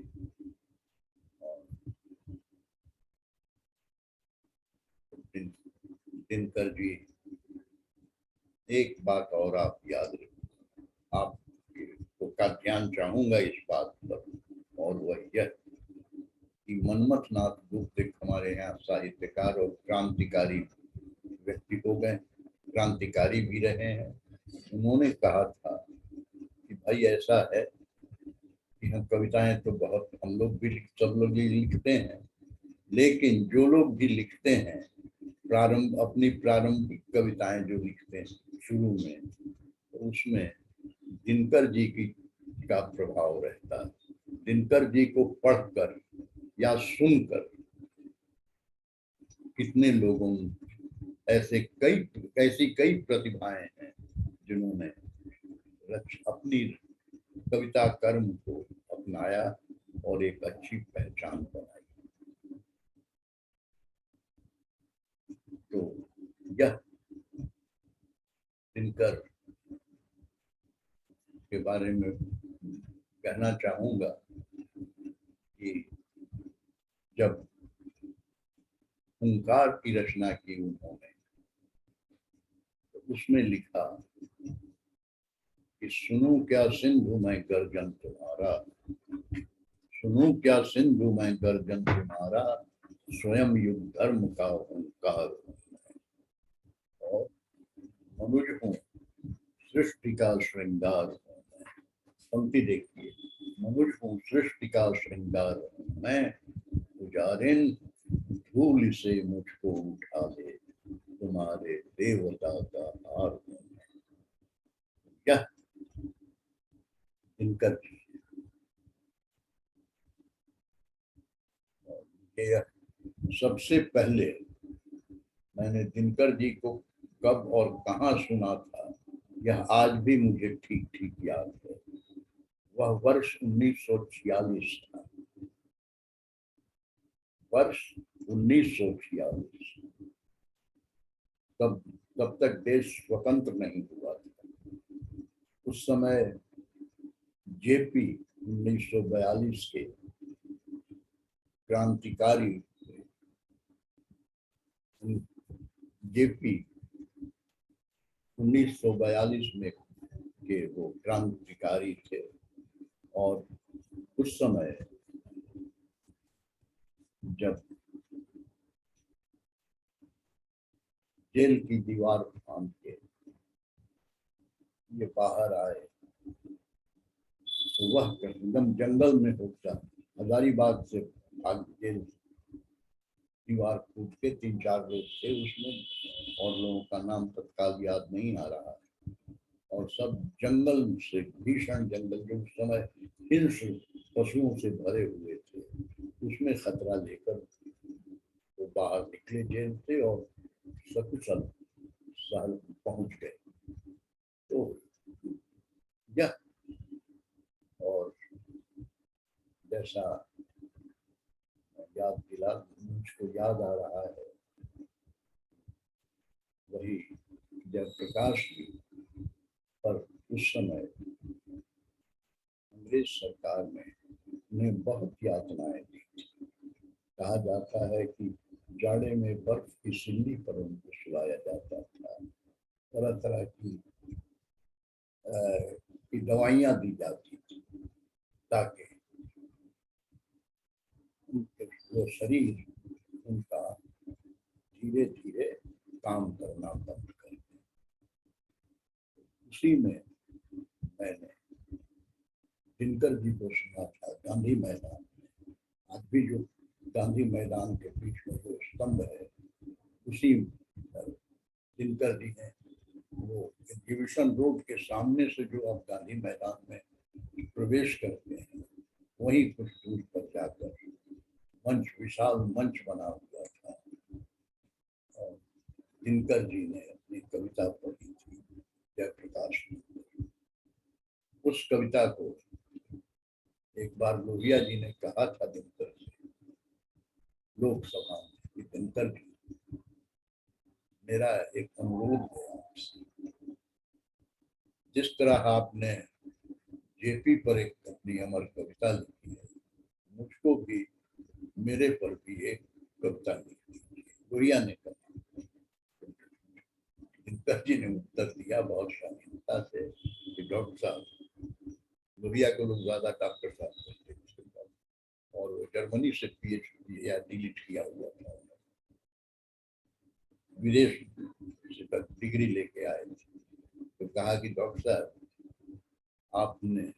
आप जिस दिन मुझे जेपी की तरह या जयप्रकाश जी की तरह प्रभावित कर देंगे, कविता अपने आप। और जब कविता फूटी तो उसका पाठ उन्होंने किया पटना के गांधी मैदान में। उसकी 4 पंक्तियां से सुन लीजिए।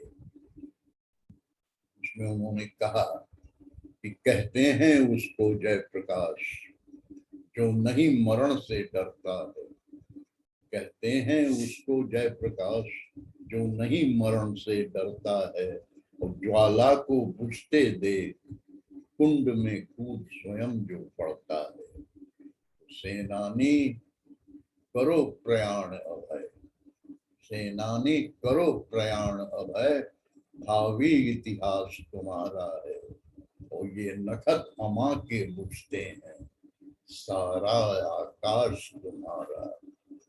और यह यूं ही, और यह भविष्यवाणी थी जो बात सिद्ध हुई कि उस 42 का जो नायक था वह सन 74 में 1974 में जब बिहार का जन आंदोलन शुरू हुआ तो उसका महानायक बना।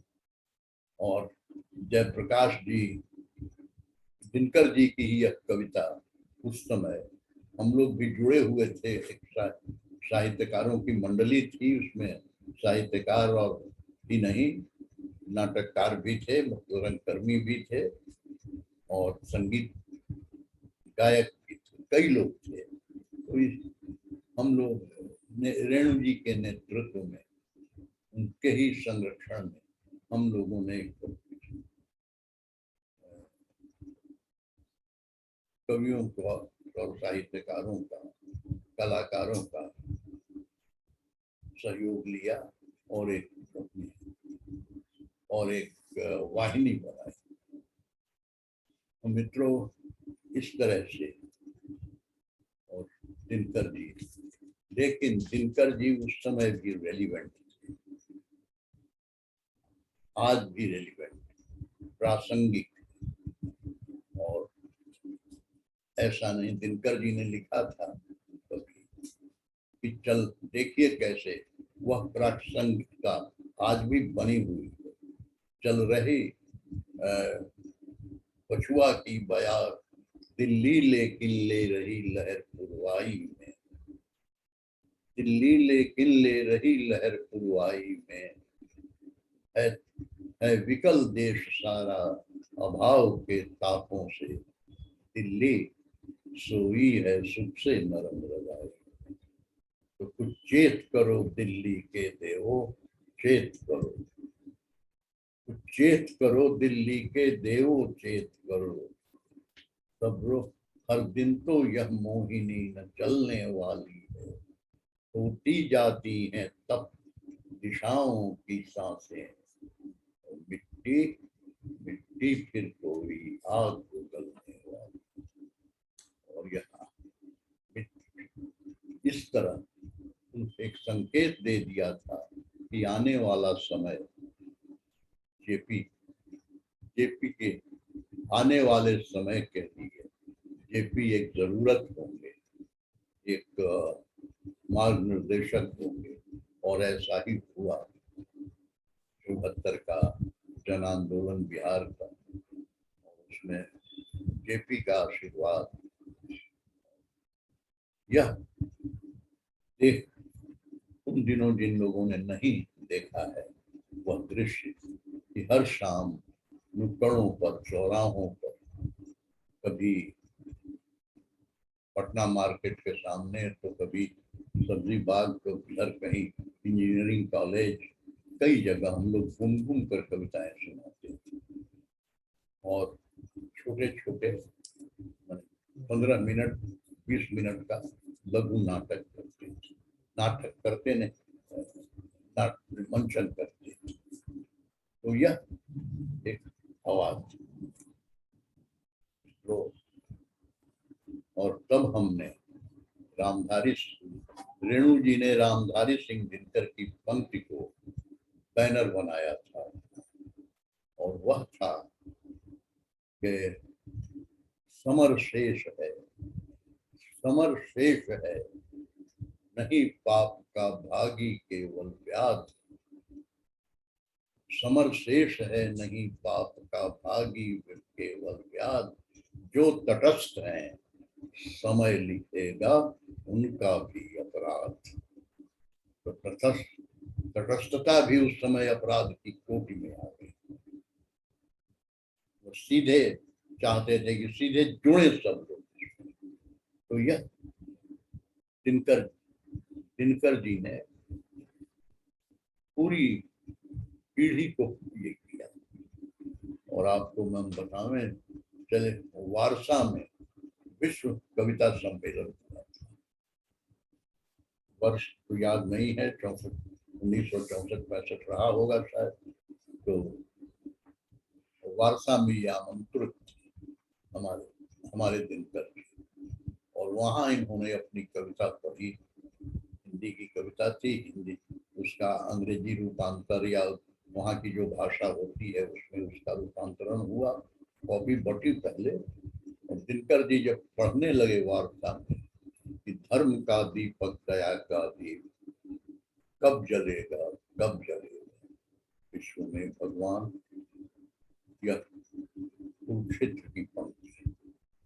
और एक अजीब वैसा जब इन्होंने यह वारसा में कविता पढ़ी थी, जो हिंदी भाषी थी, ज्यादा लोग हिंदी भाषी, सब तो विदेशी ही थे, कुछ हमारे देश से गए होंगे लेकिन सब विदेशी थे। लेकिन उस ध्वनि जो दिनकर जी की थी, तो कविता पाठ का जो ढंग था, जिन्होंने नहीं सुना है उनको विश्वास नहीं होगा। दिनकर जी कविता पढ़ते नहीं थे, कविता को अपने पाठकों के या अपने श्रोताओं के सामने मूर्त कर देते थे। तो यह, और मुझको एक घटना याद है, आप बड़ा दिलचस्प घटना, ये सिन्हा लाइब्रेरी है ना, उसका जो बहाता है बाहर वाला, उसी में चौकी बांध के एक छोटा सा मंच बनाया गया था। प्रमोद जी सुनिए, उस एक छोटा सा मंच बनाया गया था और दिनकर जी कविता पढ़ने आए। और कवि लोग थे, हम लोग तो उस समय एकदम भक्ति भाव से सुनते थे। तो दिनकर एक प्रसंग है, व्याल विजय उनकी एक कविता है दिनकर जी की। और यह व्याल विजय का संदर्भ हित नहीं है कि बालक कृष्ण खेल रहे हैं अपने बच्चों, अपने बाल मित्रों के साथ, बाल सखा के साथ, और गेंद जो है वो यमुना में गिर जाती है।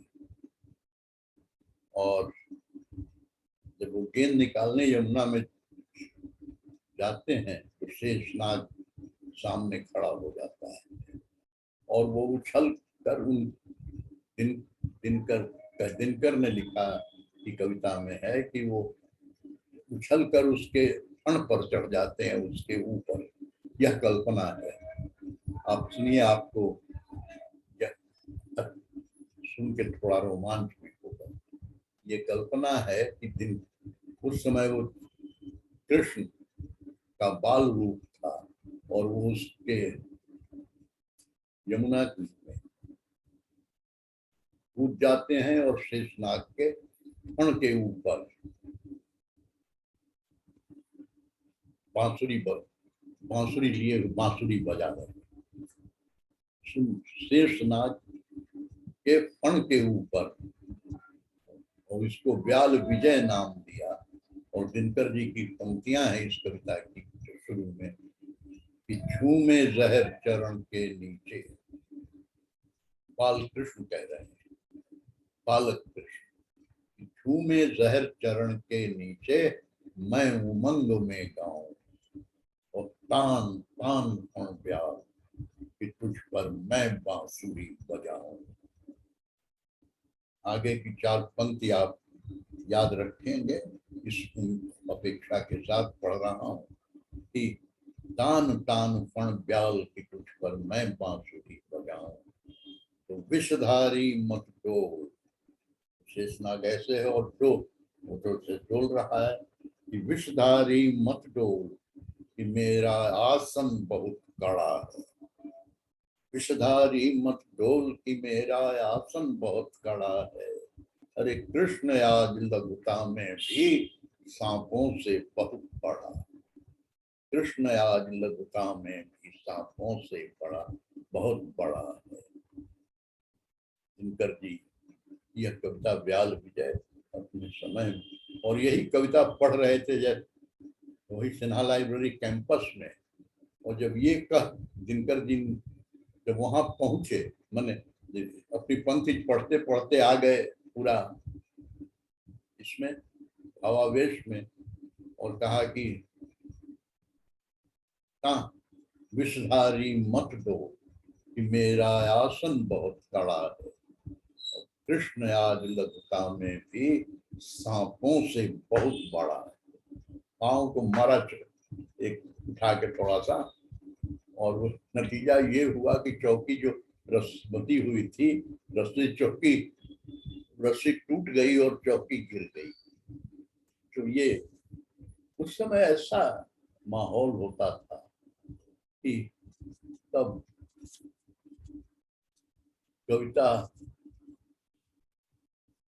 कविता पढ़ना भी सम्मान की बात थी, और कविता को सामने बैठकर कवि से सुनना भी सम्मान की बात हो। अब वो बीती बात हो गई। मित्रों, दिनकर जी एक कविता बहुत सीधी सादी बच्चों के लिए लिखी गई, उसकी ओर ध्यान है। यानी वो और बड़ी कविताएं तो है, तो उसमें है कि कहते हैं दो नौजवान क्षत्रिय घोड़े दौड़ाते। सुनिए प्रमुख, कि कहते हैं दो नौजवान क्षत्रिय घोड़े दौड़ाते, ठहरे आकर बादशाह के पास सलाम बजाते। कहा एक ने सरकार हमें दें घी चावल खाने, हमें दें घी चावल खाने को, और एक मौका अपना कुछ जौहर दिखलाने को। बादशाह ने कहा कौन तुम, हम क्या काम तुम्हें दें। बादशाह ने कहा कौन तुम, हम क्या काम तुम्हें दें। तो हम हैं मर्द बहादुर, झुक कर कहा राजपूतों ने। कि हम हैं हम हैं मर्द बहादुर, डट कर कहा राजपूतों ने। बादशाह कहते हैं कि इसका कौन प्रमाण। कहा यह बादशाह ने ज्यों ही। उसके बाद पंक्ति एक है जो ठीक से याद नहीं है, भाव है कि जैसे ही कहा कि इसका कौन प्रमाण, तो दोनों ने घोड़े की लगाम क्रास खींची और आमने सामने हो गए। बगल बगल में खड़े थे, पास पास, दोनों अब सामने हो गए और खींच ली म्यानों से तलवार, और कर दिया एक दूसरे की गर्दन पर वार। दोनों कटकर ढेर हो गए। सुनिए कि दोनों कटकर ढेर हो गए। पूरी हुई कहानी, लोग कहेंगे भला हुई यह भी कोई कुर्बानी। हंसी हंसी में जान गंवा दो, अच्छा पागलपन है। हंसी हंसी में जान गंवा दो, अच्छा पागलपन है। ऐसे भी क्या बुद्धिमान देता अपनी गर्दन है। तो कवि कहता कि मैं कहता हूँ बुद्धि भीरु है, मैं कहता हूँ बुद्धि भीरु है, बलि से घबराती है। किंतु वीरता में गर्दन ऐसे ही दी जाती है। किंतु वीरता में गर्दन ऐसे ही दी जाती है। इसीलिए तो कहा गया है, आप तो विशेषकर आप प्रमोद जी, आप प्रमोद को इसीलिए कहा गया है, आप कुंवर हैं तो बरस 18 छत्री जीवे, आगे जीवे को धिक्कार। यह चलता था पहले। वर्ष 18 तो यह हम लोग जान तो हथेली पर लिए चलता था, कोई न्यौछावर करने में, कहीं जान देने में कोई हिचक क्षण भर के लिए भी नहीं होती थी। खैर, तो यह फिर दिनकर जी रश्मि रथी,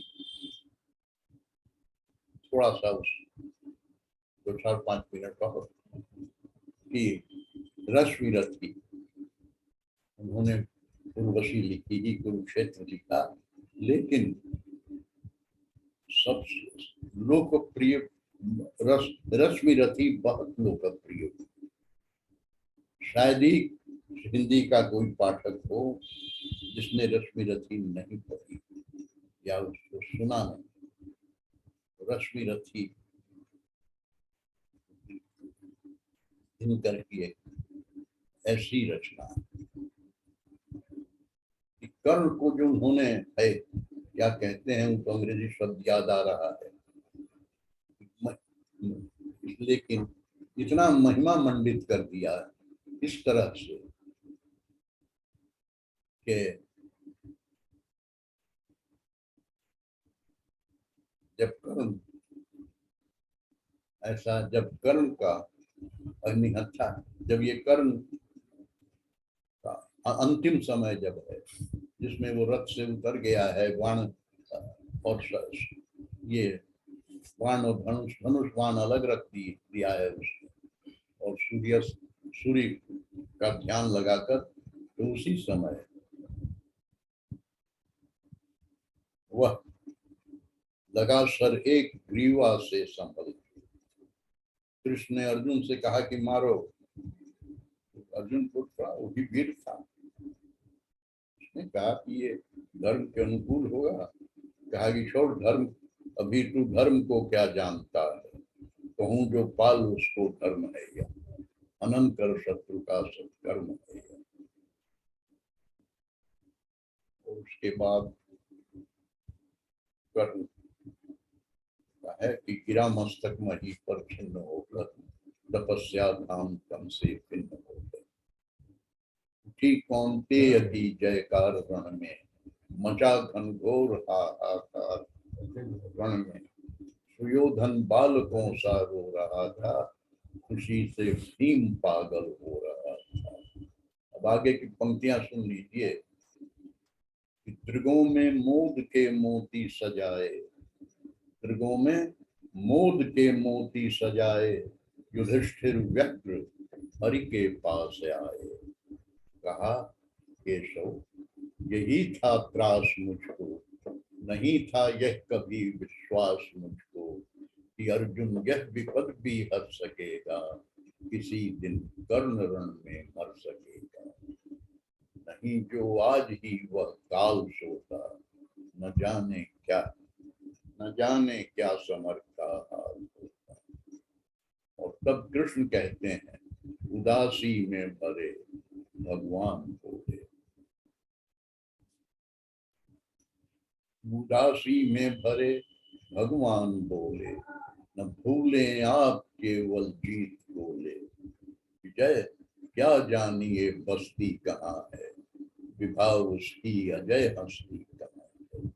और कर्ण के बारे में कहते हैं कि दिए क्या क्या न छिप कर दान उसने, किए क्या क्या नहीं कल्याण उसने, मगर सब कुछ लुटा कर दान के हित, सुयश के हेतु नर कल्याण के हित, गया है कर्ण को दीन कर, मनुष्य कुल को बहुत गंभीर करके। तो एक रश्मि रथी सबसे ज्यादा पढ़ी गई और आज भी पढ़ी जाती है। दिनकर को इस तरह से याद कीजिए। आइए, जब मैथिली शरण का निधन हुआ था तो दिनकर जी ने उनकी स्मृति में 4 पंक्तियां लिखी थी। अब यही दिनकर जी की ही पंक्तियां दिनकर जी की स्मृति में समर्पित करता हूँ कि चमक छोड़ चौमासे बीते, कंप छोड़ कर सीत गए, चमक छोड़ चौमासे बीते, कंप छोड़ कर शीत गए, कवि मेरे यह भी क्या कम है, गूंज बची है, जीत गए। बहुत बहुत धन्यवाद। और आप राजभाषा विभाग का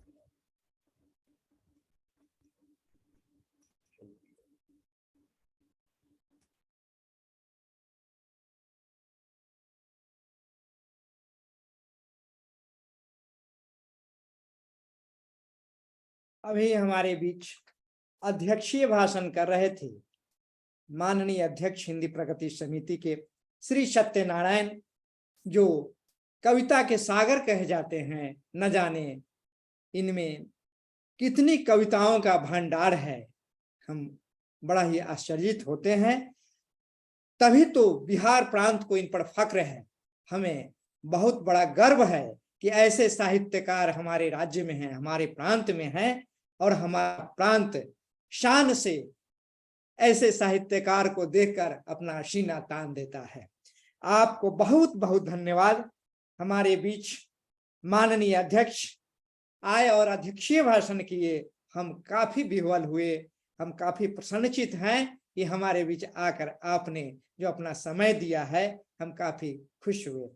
आपको बहुत बहुत धन्यवाद। अब मैं धन्यवाद ज्ञापन के लिए श्री अनिल कुमार लाल, उप निदेशक मंत्रिमंडल सचिवालय राजभाषा विभाग से निवेदन करता हूं कि धन्यवाद ज्ञापन करें।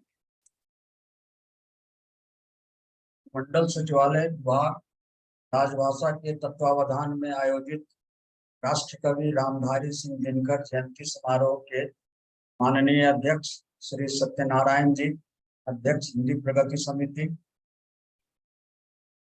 जवान वक्तागण डॉक्टर सुमेधा पाठक जी, प्राध्यापिका Tapendu institute of higher studies Patna, एवं डॉक्टर योगेश प्रताप शेखर जी, सहायक प्राध्यापक केंद्रीय विश्वविद्यालय गया, निदेशक राजभाषा श्री सुमन कुमार जी, मंच संचालक डॉक्टर प्रमोद जी, एवं वेबिनार से जुड़े समस्त श्रोतागण। सर्वप्रथम मैं इस समारोह के माननीय अध्यक्ष श्री सत्यनारायण जी के प्रति विनम्र कृतज्ञता ज्ञापित करता हूँ। राष्ट्रकवि दिनकर के बारे में आपका सारगर्भित वक्तव्य मन को छू लेने वाला था। आपको बहुत बहुत धन्यवाद। डॉक्टर सुमेधा पाठक जी को भी साधुवाद एवं कोटिशा धन्यवाद। राजभाषा द्वारा वेबिनार से आयोजित कार्यक्रमों में यह आपकी पहली सहभागिता है। आज का आपका व्याख्यान ज्ञानवर्धक और सुरुचित था। आपको पुनः धन्यवाद। डॉक्टर योगेश प्रताप शेखर जी को भी धन्यवाद एवं आभार। आपने दिनकर जी से संबंधित कुछ अनछुए पक्ष को अपने ही अंदाज में व्याख्यायित कर हमारा ज्ञानवर्धन किया। आपको पुनः धन्यवाद। राजभाषा द्वारा जितने भी समारोह आयोजित किए जाते हैं उनमें राजभाषा निदेशक श्री सुमन कुमार जी की अहम भूमिका रहती है। इसके लिए हम आपके प्रति आभारी हैं एवं आपको धन्यवाद ज्ञापित करते हैं। डॉक्टर प्रमोद जी को कुशलता पूर्वक मंच संचालन के लिए आभार एवं बहुत बहुत धन्यवाद। वेबिनार से जुड़े श्रोता श्रोताओं को भी बहुत बहुत धन्यवाद। अंत में दिनकर जी की कविता लोहे के पैर हरे होंगे की चंद पंक्तियों के साथ उनके प्रति श्रद्धा निवेदित है। लोहे के पैर हरे होंगे तू गान प्रेम का गाता चल, लोहे के पैर हरे होंगे तू गान प्रेम का गाता चल, नम होगी यह मिट्टी जरूर आंसू के कण बरसाता चल। सिसकियों और चित्कारों से जितना भी हो आकाश भरा, कंकालों का हो ढेर खप्परों से चाहे हो पटी धरा, आशा के स्वर का भार पवन को लेकिन लेना ही होगा, जीवित सपनों के लिए मार्ग मुर्दों को देना ही होगा। रंगों के सातों घट उड़े लिया अंधियाली रंग जाएगी, उषा को सत्य बनाने को जावक नौ पर चितराता चल। धरती के भाग हरे होंगे भारती अमृत बरसाएगी, दिन की कराल दाहकता पर चांदनी सुशीतल छाएगी। ज्वालामुखियों के कंठों में कलकंठी का आसन होगा, जल्दों से लगा गगन होगा, फूलों से भरा वन होगा। बेजान यंत्र विरचित गूंगी, बेजान यंत्र विरचित गूंगी मूर्तियां एक दिन बोलेंगी, मुंह खोल खोल सबके भीतर शिल्पी तो जीव बढ़ाता चल। लोहे के पैर भरे होंगे तो गान प्रेम का गाता। अंत में आप सबको पुनः धन्यवाद। एवं आभार। सर्वे भवन्तु सुखिनः, सर्वे सन्तु निरामया, सर्वे भद्राणि पश्यन्तु, मा कश्चित् दुःखभाग् भवेत्। अभी हमारे बीच धन्यवाद ज्ञापन कर रहे थे हमारे विभाग के उप निदेशक श्री अनिल कुमार लाल। अंत में लोहे के पेड़ हरे होंगे कविता जो इन्होंने सुनाई, हम काफी गदगद हुए कि हमारे कविता नहीं करने वाले भी ये एक विद्वान कवि के रूप में जिन्होंने आज कविता वांची है, इसके लिए आपको बहुत बहुत धन्यवाद, बहुत बहुत धन्यवाद। अब मैं अध्यक्ष महोदय की अनुमति से इस समारोह की समाप्ति करना चाहता हूं।